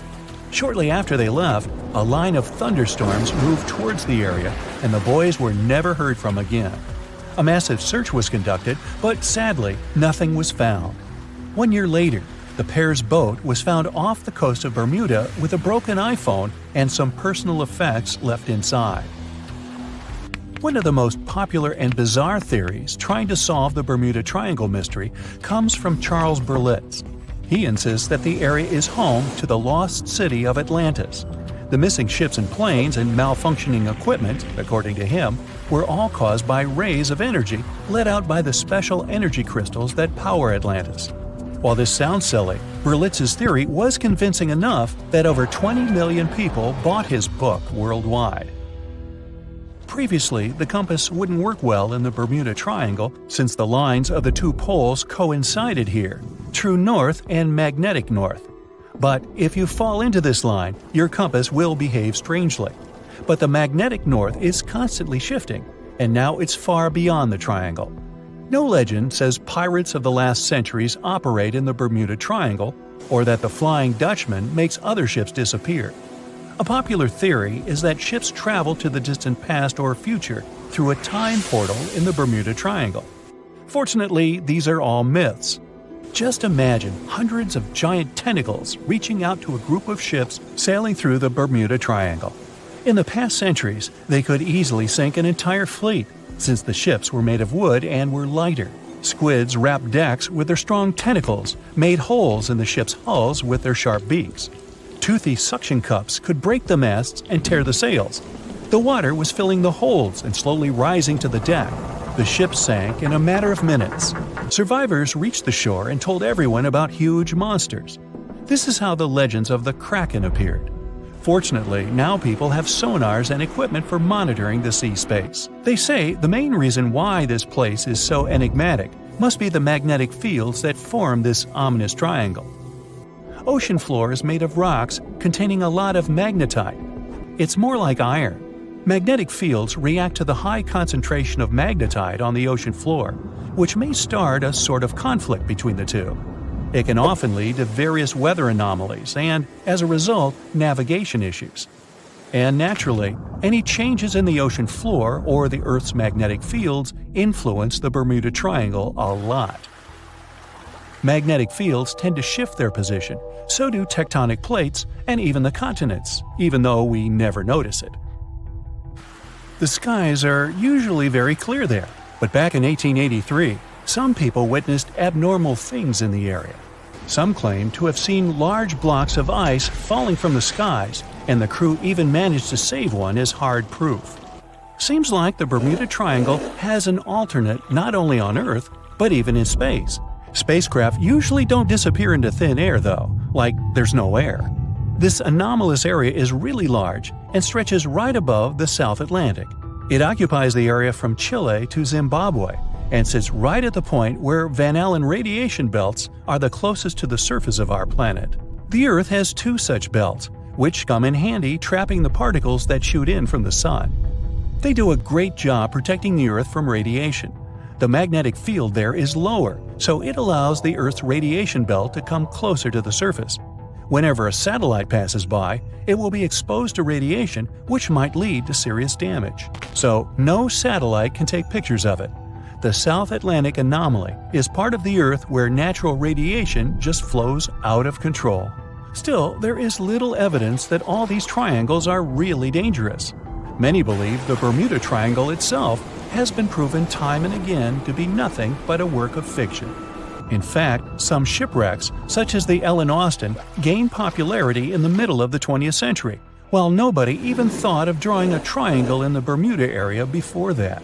The mystery was popularized by science fiction writers and became a common myth, while no serious research proved it any more dangerous than other parts of the world's ocean. So, the crew of the Ellen Austin back in 1881 weren't even aware of the Bermuda Triangle back then, let alone afraid of it. What do you think?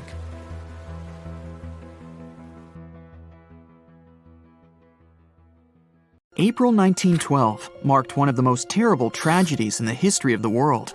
The most unsinkable vessel, the pinnacle of engineering at that time, the huge Titanic, sank. On that dark, moonless night, the ship had many chances to save its passengers. There was another ship just a few miles away that could have saved the Titanic, but it didn't. It wasn't a phantom ship, and it's not some legend or a theory. This is a documented reality. There are records and witnesses' statements confirming this. But why didn't this ship help? Let's find out what happened that night by looking at these events from 3 different points of view. Let's start with the Titanic version. 11:30 p.m. The moon hides behind black clouds. Visibility is bad. Everything is calm on the Titanic. Under the captain's guidance, the communications operator stays in touch with the mainland through the radio. At this moment, some stranger breaks into the frequency, interrupting the operator's communication. It's unclear what this strange man wants and what he's talking about. The operator doesn't try to figure it out. He shouts at the guy, demanding him to disconnect. The connection is interrupted. At 11:40 p.m., the Titanic crashes into an iceberg. The ice breaks the hull. Water begins to flood the lower decks. Nobody is panicking yet. 20 minutes later, at midnight, the ship's crew sends a distress signal through the radio frequency. Few people understand how bad the situation really is. After 20 minutes, at 12:20 a.m., they start lowering lifeboats with passengers. At 12:25 a.m., they receive a response to the distress signal. This is RMS Carpathia. Their captain reports they're already sailing at maximum speed towards the Titanic. But the problem is that the crash site is 58 miles away. This means Carpathia will only be here in 4 hours. At 12:45 a.m., the sinking ship's crew release rockets into the air. These flares are one of the main reasons for the terrible fate of many passengers, but more on that later.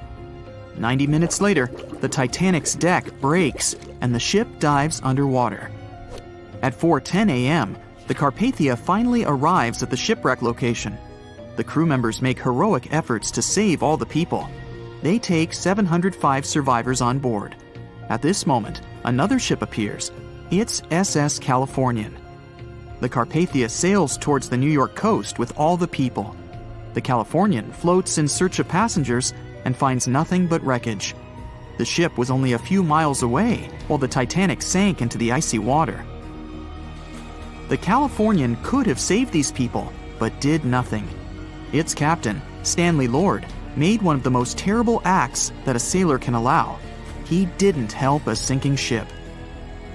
When the world found out about all this, they detested Captain Lord. They couldn't bring charges against him, and the trial didn't punish him.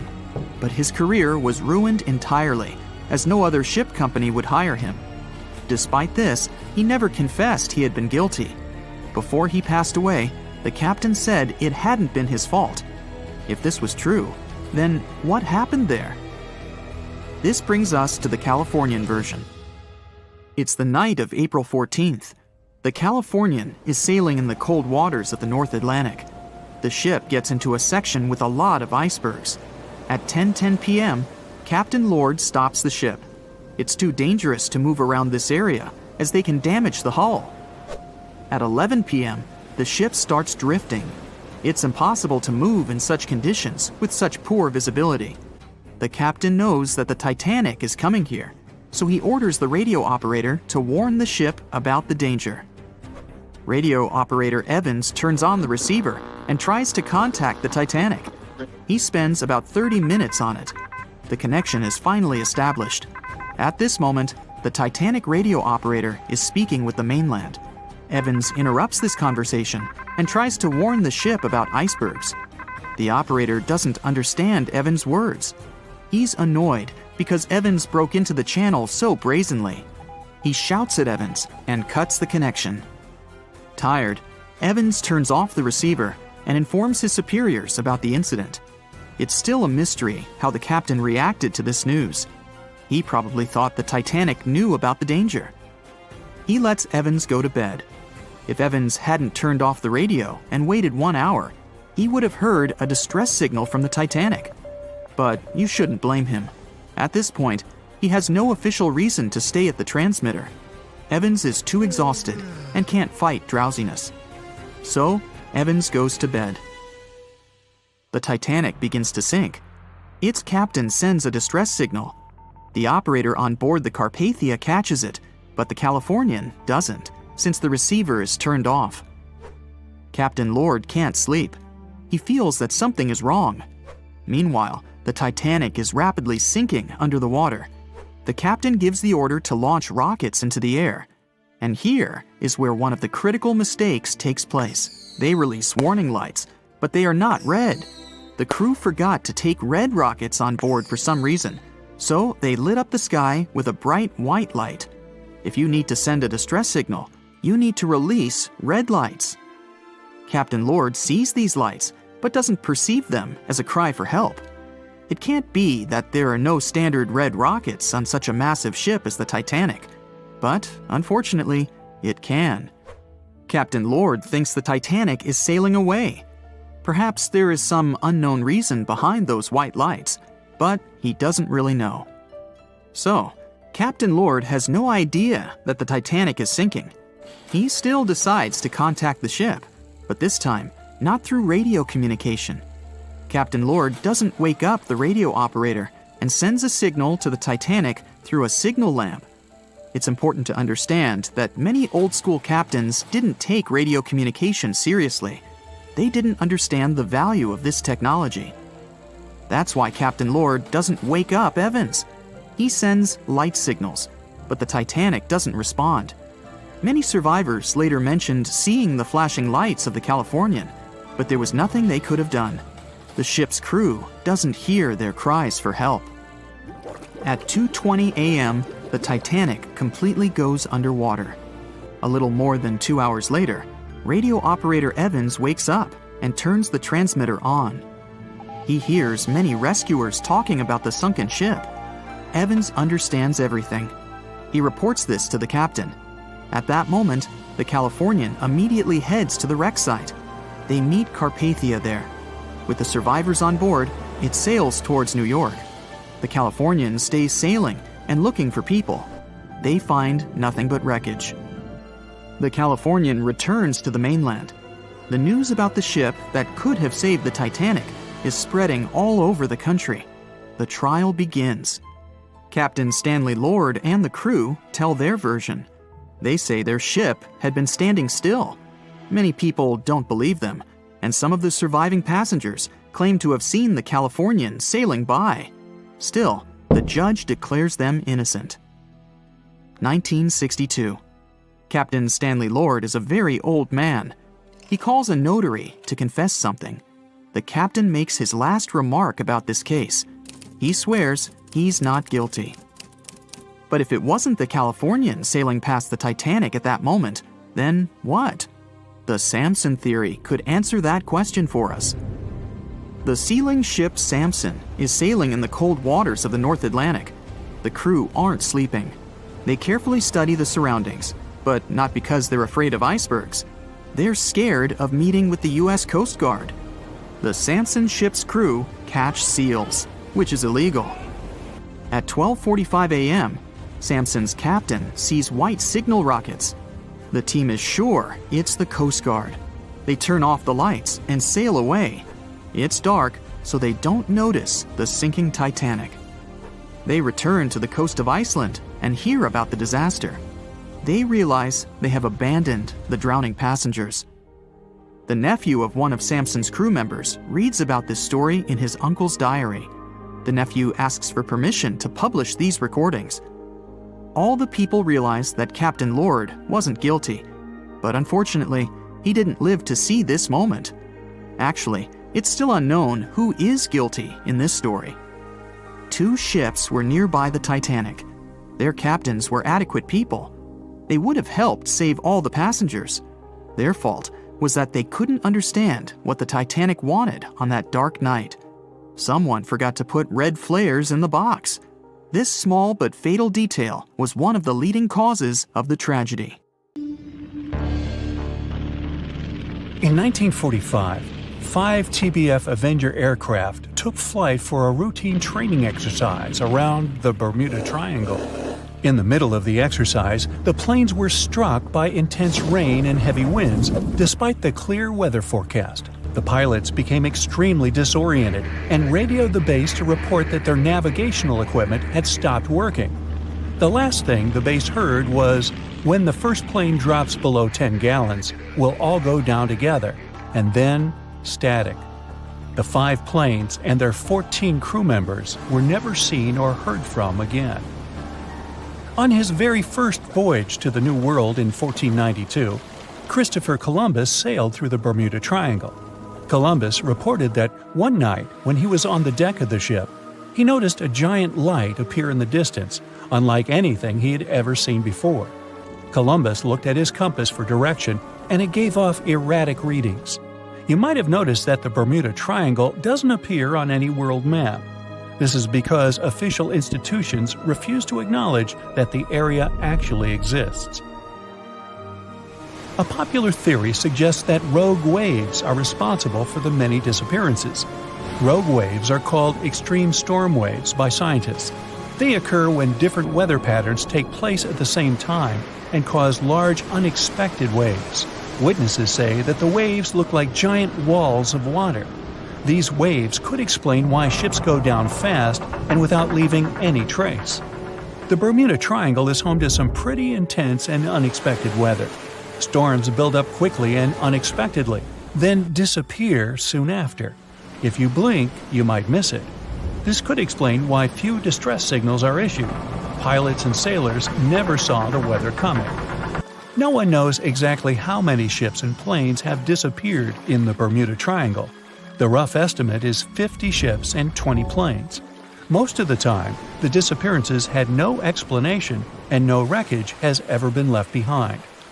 Another bizarre theory trying to solve the Bermuda Triangle mystery comes from Charlie Berlitz. He insists that the area is home to the lost city of Atlantis. The missing ships and planes and malfunctioning equipment, according to him, were all caused by rays of energy let out by the special energy crystals that power Atlantis. While this sounds silly, Berlitz's theory was convincing enough that over 20 million people bought his book worldwide. In the year 1800, a large sailing vessel called the USS Pickering departed from the U.S. on its way to the West Indies. The ship sailed into the Bermuda Triangle along with its 90-man crew and was never heard from again. The USS Pickering was the first ever confirmed ship to vanish in the Bermuda Triangle. It's believed that the ship was taken out by a storm, but because no wreckage was ever found, we'll never know for sure. When the TBF Avenger planes went missing, a massive search operation was conducted. Boats and planes searched the Bermuda Triangle for any signs of the aircraft. One of the boats searching was a PBM-5 Mariner airboat. The airboat took flight at 7:27 p.m. and called in a routine radio message 3 minutes later. Then, it was never heard from again. No trace was ever found of the rescue airboat or the 5 Avenger aircraft. An enormous investigation was launched into the disappearance of all these vehicles, but nothing was ever discovered. This particular area of the ocean is one of the most heavily traveled shipping routes in the world. Some skeptics believe that this fact solves the mystery. Statistically, the busier the area, the higher the frequency of accidents and disappearances. While this makes sense, it's not the frequency of disappearances that's responsible for the mystery of the Bermuda Triangle. It's the lack of explanation or wreckage found. On the ocean floor, decomposing organisms let off large concentrations of methane gas that gets trapped under the water. This gas can build up until, boom, it ruptures. The gas surges up to the surface and erupts. If a ship was in the area of one of these ruptures, the water would become much less dense and cause the ship to sink rapidly and without warning.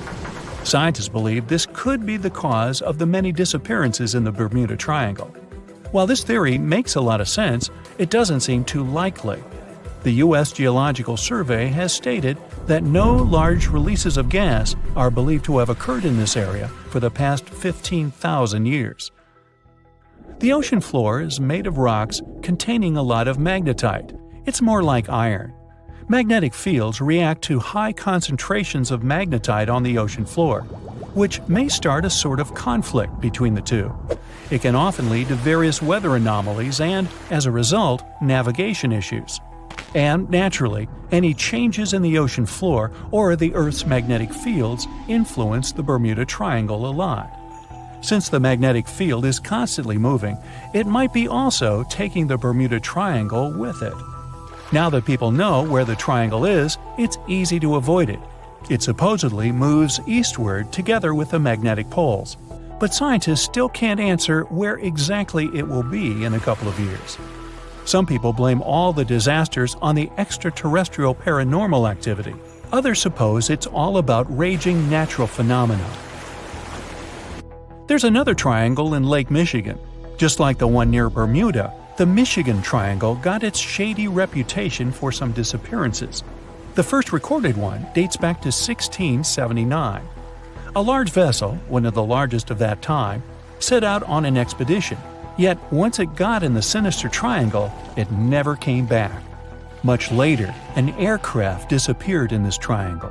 The skies are usually very clear there, but back in 1883, some people witnessed abnormal things in the area.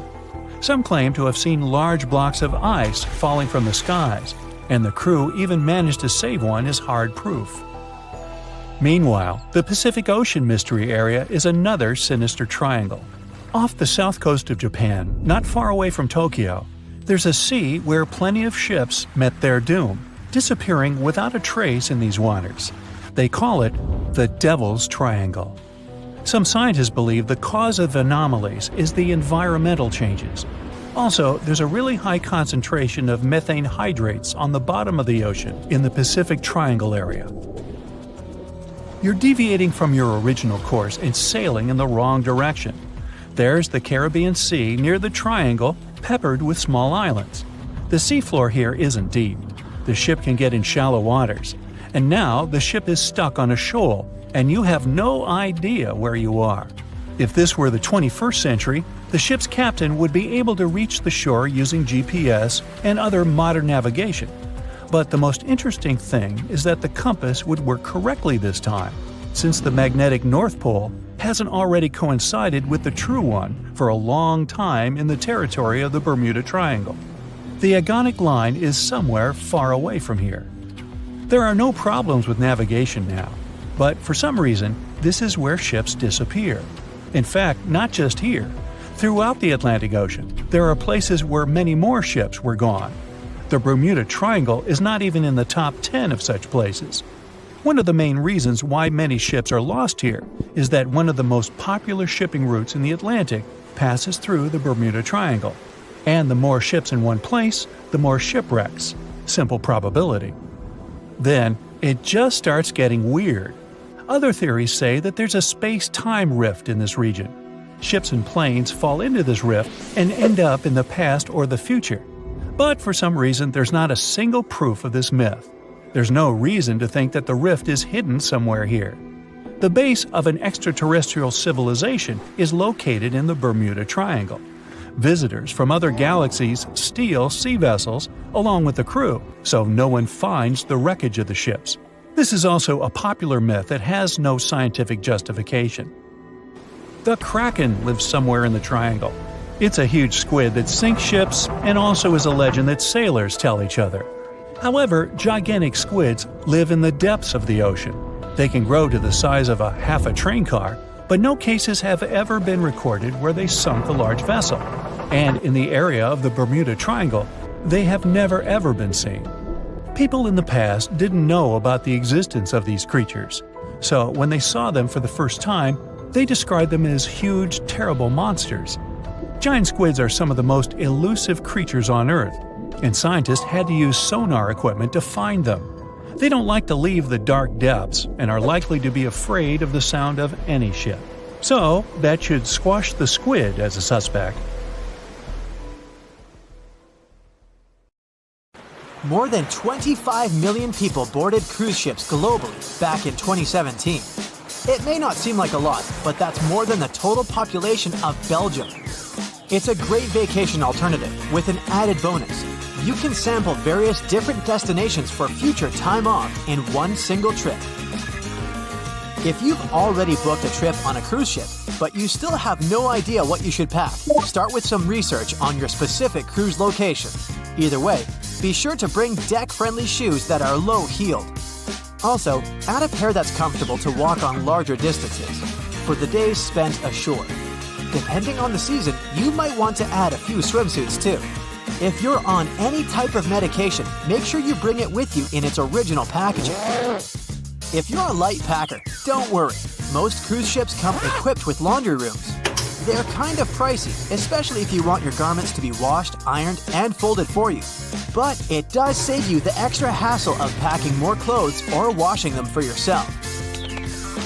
It's really important that you check in with your credit card company before boarding a ship, more so if your itinerary includes one or more foreign countries. Your credit card might get frozen if there's any unusual activity on your account. Most of these companies have algorithms that get triggered once there are charges from different countries in rapid succession, which is exactly what you'll be doing on a cruise ship. Letting them know beforehand saves you the embarrassment of having your card declined at some fancy restaurant. To make sure you get the best room, before booking it, check out the ship's deck plan. It should be available on their website. If it's peace and tranquility you're looking for, don't go for the rooms directly above or below any of the ship's entertainment points. Also, if you have a history of getting seasick, try to skip the rooms that are available at the front of the ship. Rather, go for those located in the middle of the ship on a lower deck. You'll feel less movement. If it's your first time going on a cruise, you might be surprised to know that some cabin rooms don't have windows. Before making a reservation, make sure to check out all the amenities of the room you intend to book. Most cruise liners add a bunch of pictures from the common rooms on their reservation pages, and it might be a bit confusing as to what you're getting exactly for that specific price point. Also, some rooms on board are quite small too. If you don't like to sleep in small spaces, you might want to upgrade to a larger room, even if it's a bit pricier. You can always split the cost with a friend if they want to join you on the cruise. With the help of modern technology, even if a specific location doesn't have windows, it doesn't mean you can't watch the waves. How, you might ask? Fancier cruise ships feature a secret, added bonus. In the areas with no access to sunlight, specialists have built virtual balconies. These high-tech screens work by showing you what's going on outside in real time. They have an added benefit too. In case of bad weather, guests can still have a feel of the outdoors, without the wind or rain ruining their hair or their outfit. It may not be the real deal, but it still beats getting claustrophobic on board. Planning on going on a budget cruise? It might not be such a bad idea, especially if you're on the lookout for last-minute upgrades.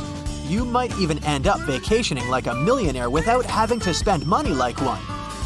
These upgrades sometimes include things like a private balcony in your room, maybe some spa services, or even better prices for high-end meals. If they aren't all booked by the time people board the ship, they might be open for the rest of the passengers for way better prices than initially listed. There might be hidden freebies on board if you pay close attention. things like complimentary pastries on board late in the morning or a late-night cup of tea on the house might be some of the things offered to guests. You only need to ask. You might want to check out what other tourists are doing. Some people with more experience cruising can offer pretty great tips and tricks. Don't be afraid to start a conversation if you see someone getting something for free. Some cruise ships do go all the way on the fancy dial. They even have exclusive areas designed for guests staying in expensive suites. Most of the time, they're located at the top of the ship. On one particular cruise, these types of guests have designated staff members called Royal Genies, which are similar to butlers. They can cater to just a few cabins. Since the cruise line wants to divert other guests from asking them various questions, which will take time away from their assigned guests, the genies do not wear a name tag in public areas. Most common areas of cruise ships do require travelers to follow a dress code, but if you do your research in advance, you might find that some areas are more relaxed when it comes to what people need to wear. Most cruise ships require people to adhere to smart attire, which means pants with a collared shirt for men, or blouses and skirts, dresses, or stylish pants for the ladies. As for the travel destinations, be sure to research the ports you're about to visit in advance. You'll know what to wear, what the weather will be, and if you need to pack anything else, like an umbrella or a beach towel. Stops on cruises only last for a few hours in most cases, so you'll want to get the most out of them. If that specific location includes museums or art galleries you want to add to your checklist, be sure to book in advance so you don't waste time waiting in lines. Some cruise ships even provide their guests with private tours of the ports they're about to visit. Do make sure to book them in advance if this is something you might be interested in, as the list gets pretty full quite fast. Independent tours are a bit more private. You can spend time with your tour guide and even ask more questions. Always remember to put your phone in airplane mode while on board. Most cruise ship horror stories involve cruising newbies that ended up paying thousands of dollars in cell phone charges while on ships, just because they forgot to turn it off. If you're the type of person that can't switch off their phone, be sure to check with your cell phone provider before traveling internationally. Some can provide special plans for limited amounts of time, without extra charges. You'll be free to chat, call, or browse YouTube videos without worrying you'll end up paying a fortune. Most cruise ships also provide you with complimentary Wi-Fi or Wi-Fi packages that can be purchased in advance, which are way more affordable. You can stick to communicating with your friends and family back home via FaceTime or Skype. People that have heard about the Titanic tragedy will always wonder what might happen if something goes wrong while on board. Let's take lifeboats, for instance. The Titanic had a mere 20 lifeboats on board, which were tragically not enough to fit all the passengers after the ship hit the iceberg. Some fancy cruise ships these days have an even lower number of lifeboats, anywhere from 15 to 18. Sounds strange? Well, not really, given the fact that each lifeboat can accommodate up to 370 people. Even the largest ships, which have an estimated capacity of 8,000 people if fully booked, including tourists and staff, are safe in case of an emergency.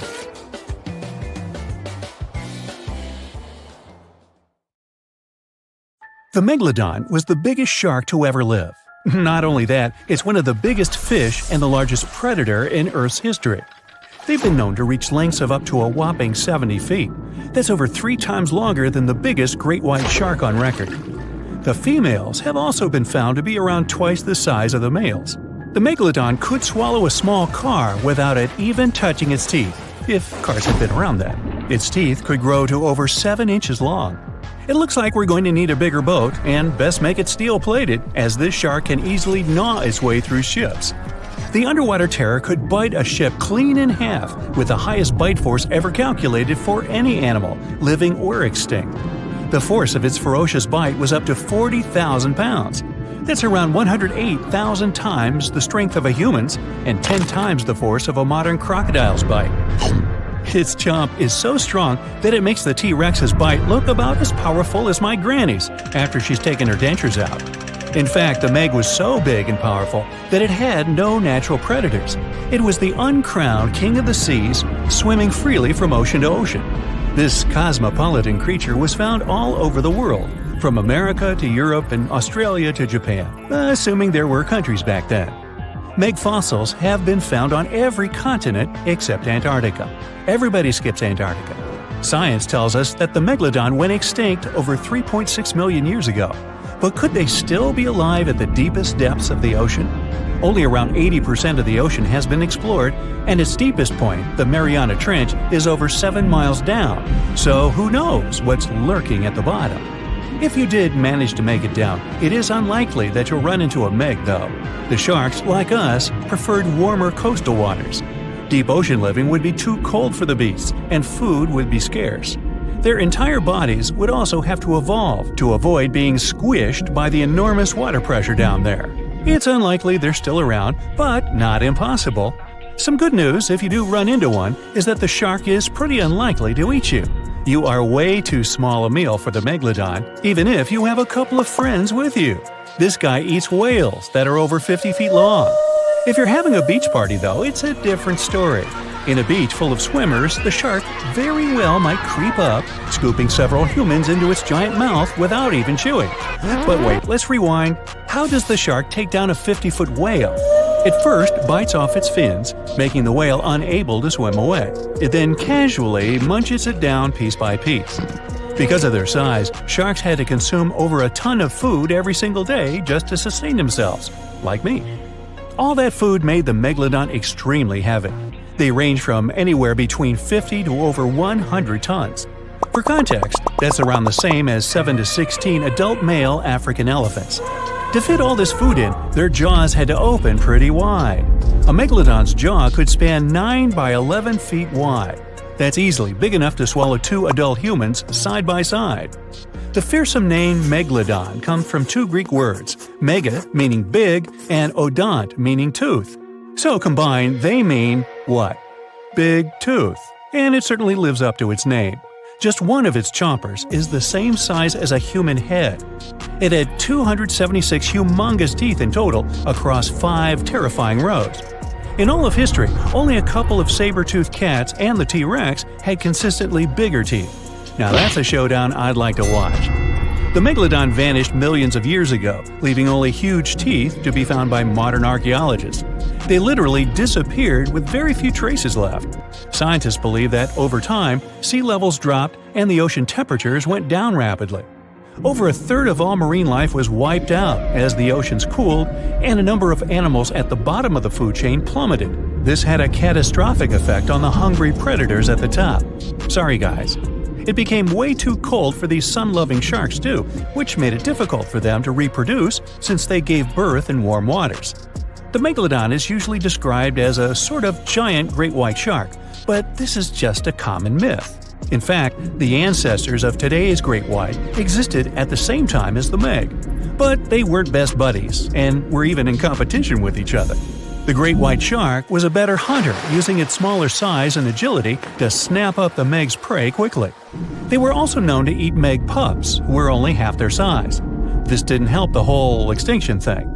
Even infant Megalodons were huge, coming in at just under 7 feet. While a great white was no match for an adult Meg in a head-to-head fight, they sure weren't scared of stealing their food.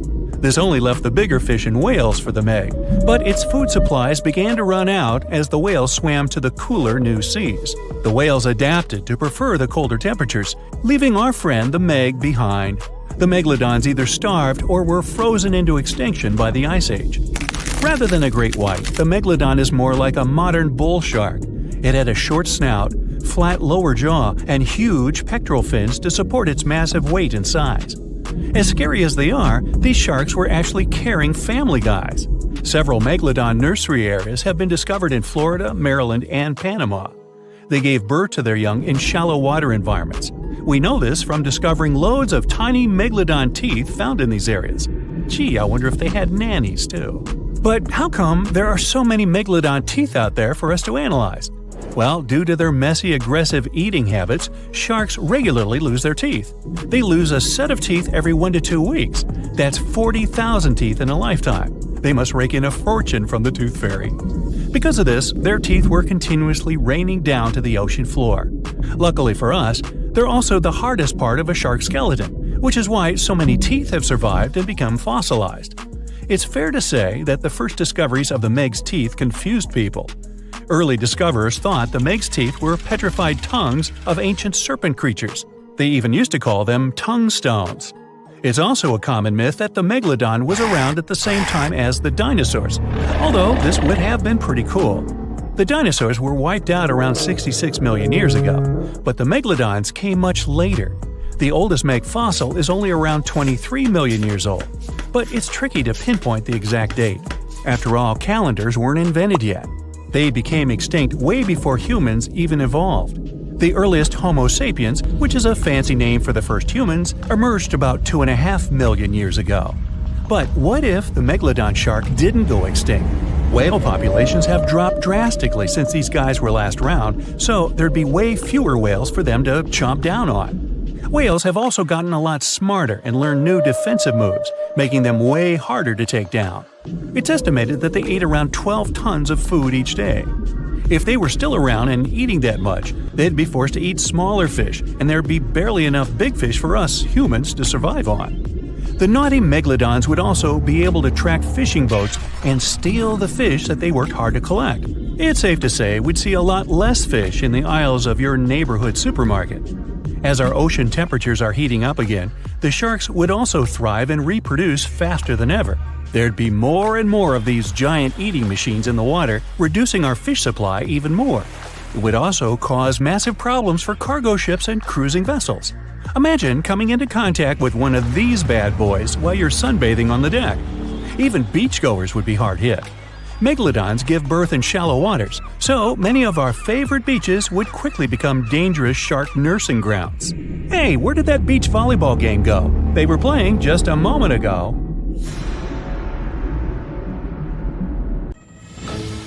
As an experienced sailor and the first man to ever sail non-stop on his own around North and South America, Matt Rutherford has seen a lot during his voyages. But what he saw in 2013 while sailing through the waters of the Atlantic with his colleague surely stands out. Some 800 miles off the coast of Bermuda, not far away from the famous Bermuda Triangle, they noticed a boat that seemed to be moving by itself. The sails weren't up and the motor wasn't running. The sailors decided to check if there was someone who needed their help aboard, so they moved closer to the mysterious ship.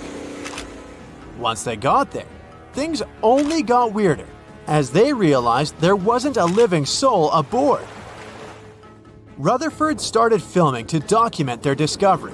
The boat looked so awfully abandoned that they expected to find some pretty scary things in there.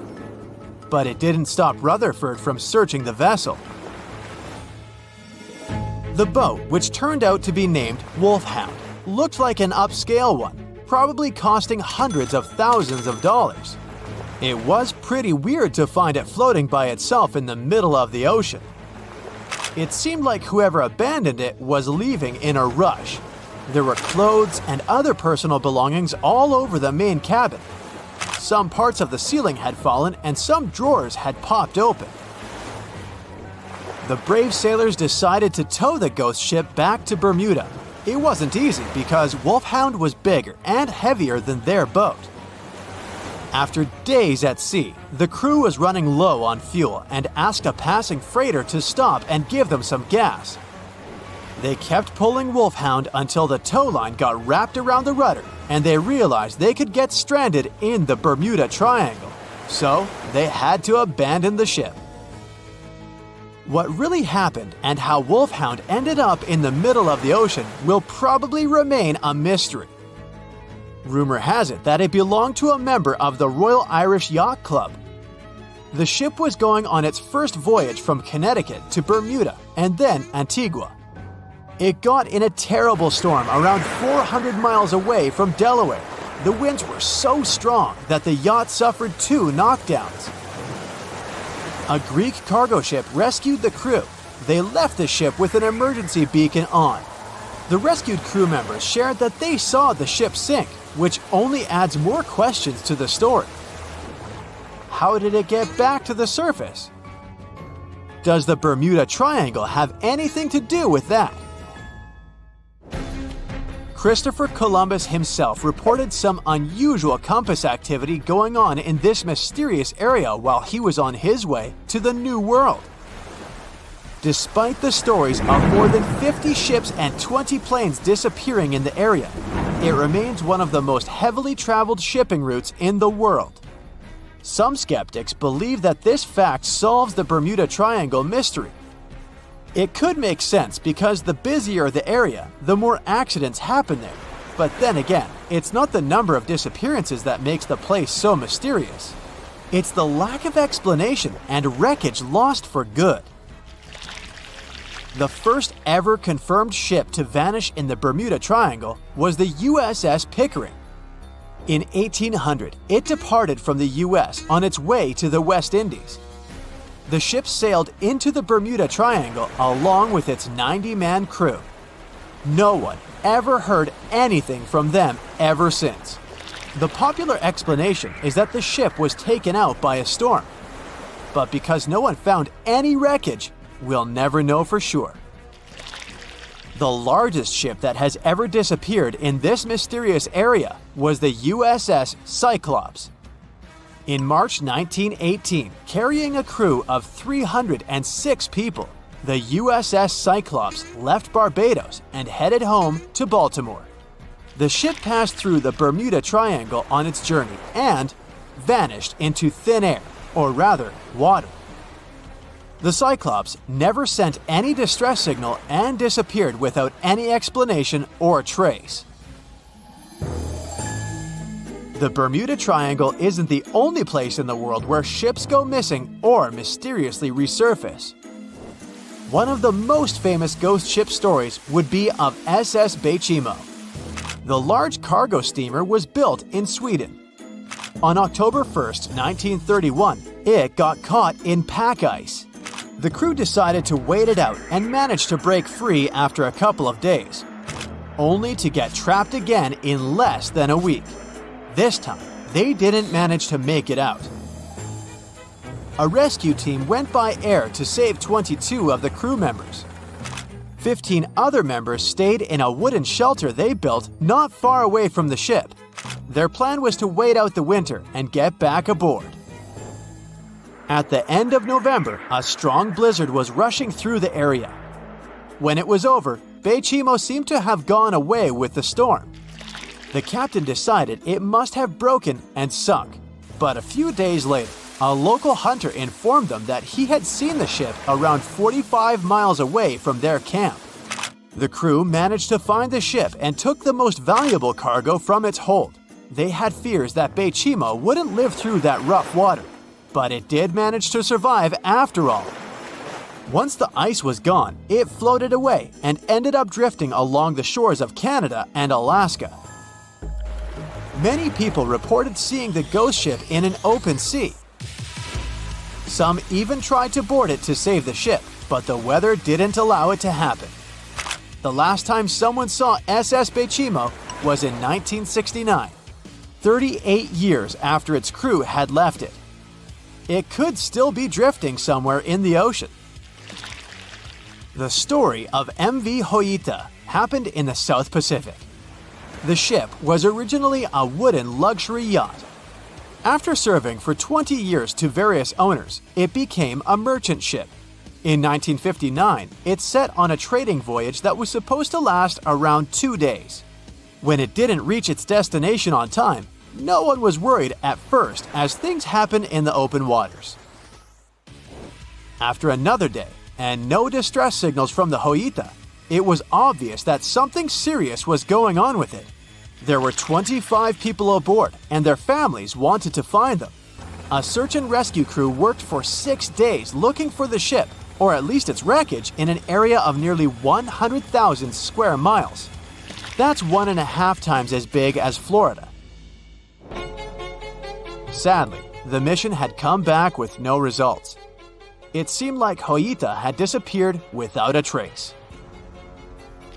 A month later, another merchant ship noticed Hoita drifting in the ocean, miles and miles away from its original route, and none of the crew members or passengers were on board. The cargo had also disappeared. The lifeboats were also gone, so the people must have escaped the ship hoping to save themselves. It turned out that the crew had been trying to get help as they tuned the radio to the International Distress Channel. But the damaged cable didn't let them send the signal any further than 2 miles. It also looked like when they were leaving the ship, the crew took the logbook with them, and we still don't know what exactly happened to Hoita. Family members of those who were on board are still looking for answers. One professor claims it must have been a corroded pipe that leaked and flooded the vessel, but we'll most likely never know for sure. In the Pacific Ocean, near Japan, there is an area nicknamed the Devil's Sea. It's believed to be one of the 12 vile vortices around the Earth. Some people claim that vile vortices have weird things going on in them because the pull of the planet's electromagnetic waves is stronger there than anywhere else. The most famous ship that disappeared in the area was a fishery patrol vessel in 1952. The ship went there to investigate the vessels that went missing previously and disappeared along with 31 crew members. Scientists who don't believe it was a mysterious disappearance blame the underwater volcano eruption for what happened.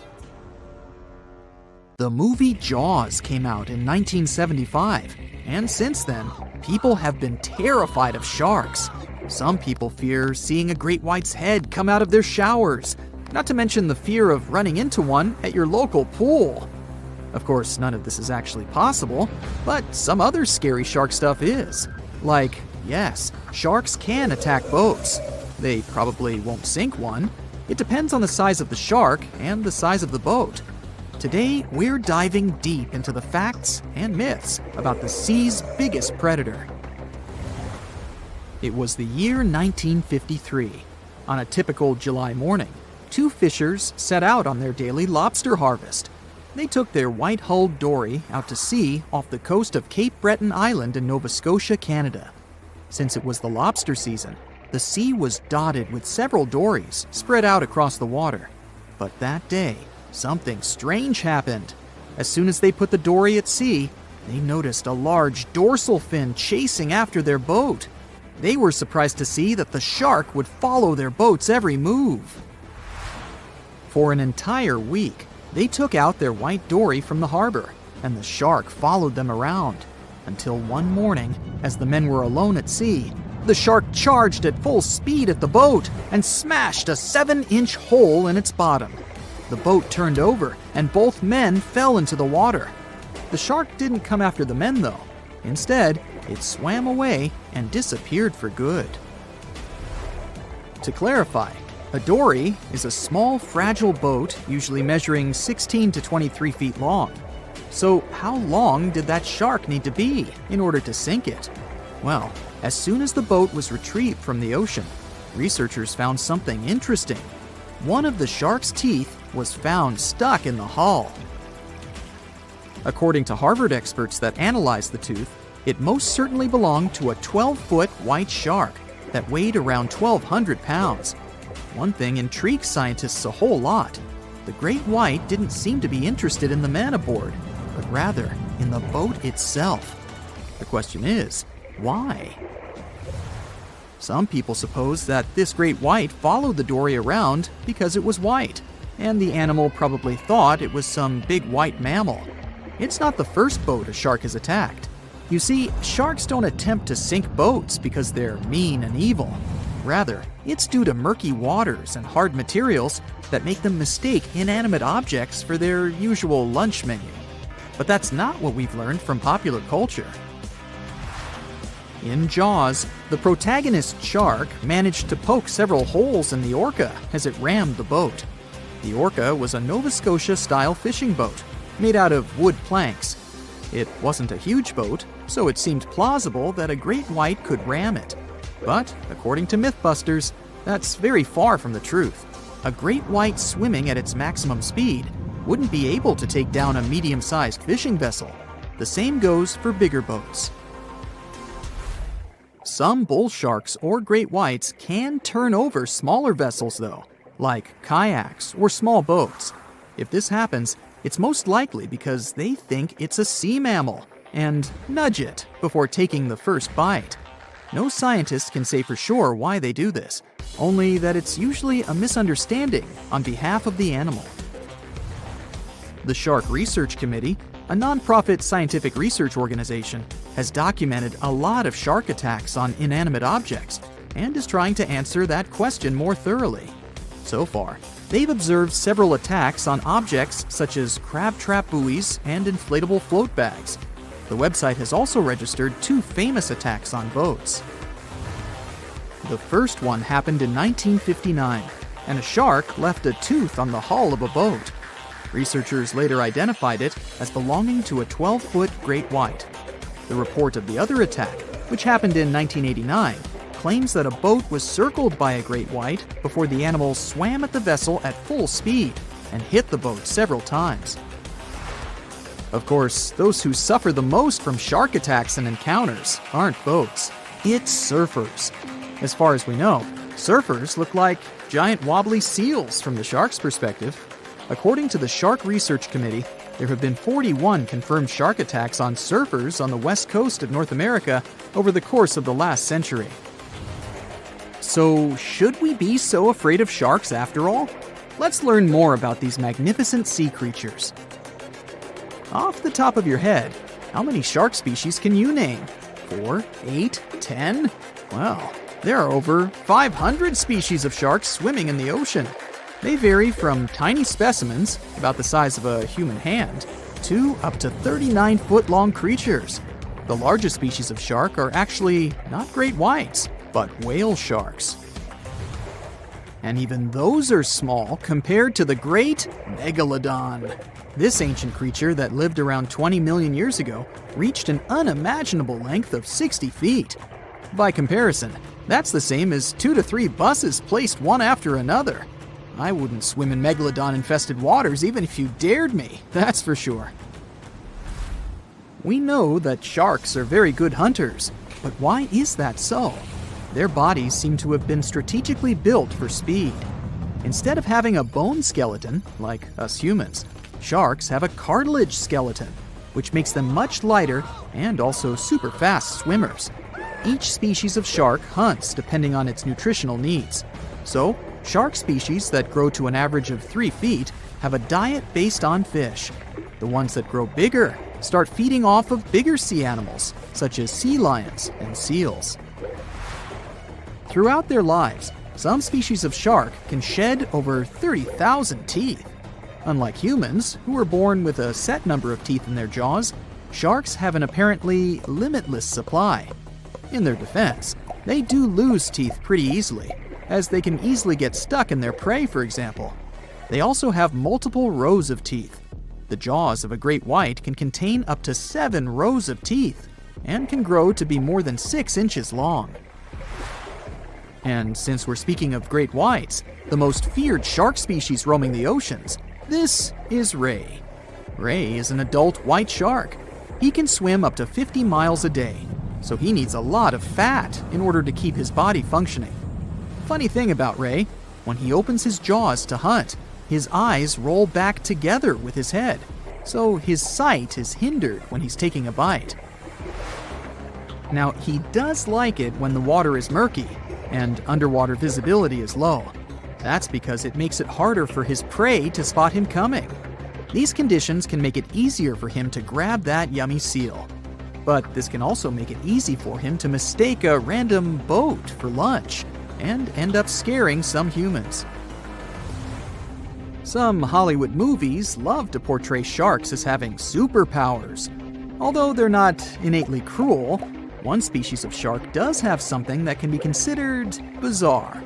Hammerhead sharks, one of the most dangerous species of sharks, have a sort of sixth sense. Inside their heads, they have electroreceptor organs called ampullae of Lorenzini. These organs allow sharks to detect the electromagnetic fields of all living things in the ocean. This ups their hunting abilities to another level. They can even find prey hidden in the sand because they sense its electromagnetic field. You should know one thing. If a shark lives in a balanced ecosystem, it won't feel the need to attack unknown things. These animals are curious, though, so maybe we should cut them some slack when they bite a piece off a random boat. So in 2017, over 25 million people boarded cruise ships all over the world. Now, if you're keeping count, that's more than the total population of Greece. It's become America's favorite choice when it comes to going on vacation. It's easy to see why hopping aboard a cruise ship becomes more popular each year. Heading out on a cruise is also coming back in style with newer generations. 2/3 of Gen Y and Millennials say that cruising is their new preferred type of vacation. How's that? Well, let's see. It's easy to plan in advance. On board, you can find activities for all family members, and you get a chance to visit several different destinations in one trip. An added bonus of booking a cruise? You can sample various places for a future time off. The entertainment on board is often top-notch, providing passengers with an added taste of luxury. And the amenities and accommodations are generally very reliable. Not to mention that it gives tourists that feeling of actually getting away from everything that people strive for while out of the office. Royal Caribbean International is one of the largest cruise lines in the world, with just over 19% of the cruise market as of 2018. Its current fleet is divided into many different classes of ships, including the Voyager class, Radiance, and Quantum. The latest addition to the Royal Caribbean International's impressive fleet was built in 2018. Wonder of the Seas is now the largest cruise ship in the world. Since this spectacular liner has just had her maiden voyage in March 2022, let's look at some of the incredible perks it has to offer its passengers. For starters, the boat is so big that it had to be split into neighborhoods. Well, it figures since Wonder of the Seas can accommodate almost 7,000 passengers. Fond of New York? Well, no worries. Wonder of the Seas has a central park of its own, with an estimated 10,000 plants to check out. The ship's central park is a feature of all Oasis-class ships, being one of the so-called neighborhoods. Let's look at some other areas, shall we? Like this boardwalk, a place that includes an arcade, a candy store, and a sports bar. It's best suited for long walks. There's a pool and sports zone on Wonder of the Sea. These areas feature the ship's numerous pools and hot tubs. There are many activities to check out on the sports court. Then there's the Royal Promenade, or Promenade if you prefer. That's the main road on Wonder of the Seas, with bars, lounges, and places to grab a cup of coffee, or a luxurious latte. The entertainment neighborhood is the focal point for leisure activities on the ship. Here, guests can find a comedy club, an ice skating rink, and even a theater. The spa and fitness area is a tranquil zone with a huge array of treatments available. The fitness center is free of charge, by the way, so there's no excuse for guests to skip a leg day. An extra 8th zone was added to Wonder of the Seas. It's called the Suite Neighborhood. This is an exclusive area designed for guests staying in the suites. Oh, now I get it. It's located at the top of the ship. Guests here have designated staff members called Royal Genies. Yeah, if you rub a lamp in your suite, they appear. Nah, not really. The genies are similar to butlers. They can cater to just a few cabins. Of course, the cruise line wants to divert other guests from asking these crew members various questions and taking their time. That's why the genies don't wear name tags in public areas.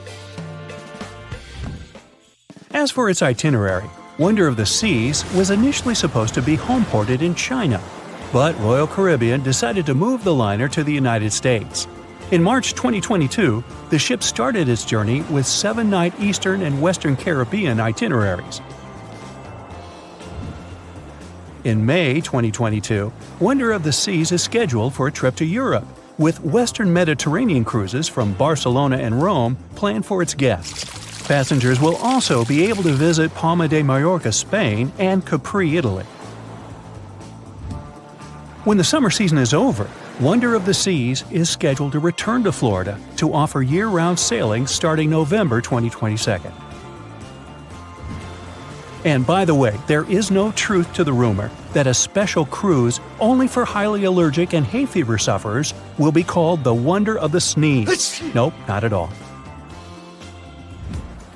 Now, it's hard to imagine a ship so massive that can accommodate so many amenities on board. For example, the Titanic was the largest ship of its time, measuring 882 feet in length.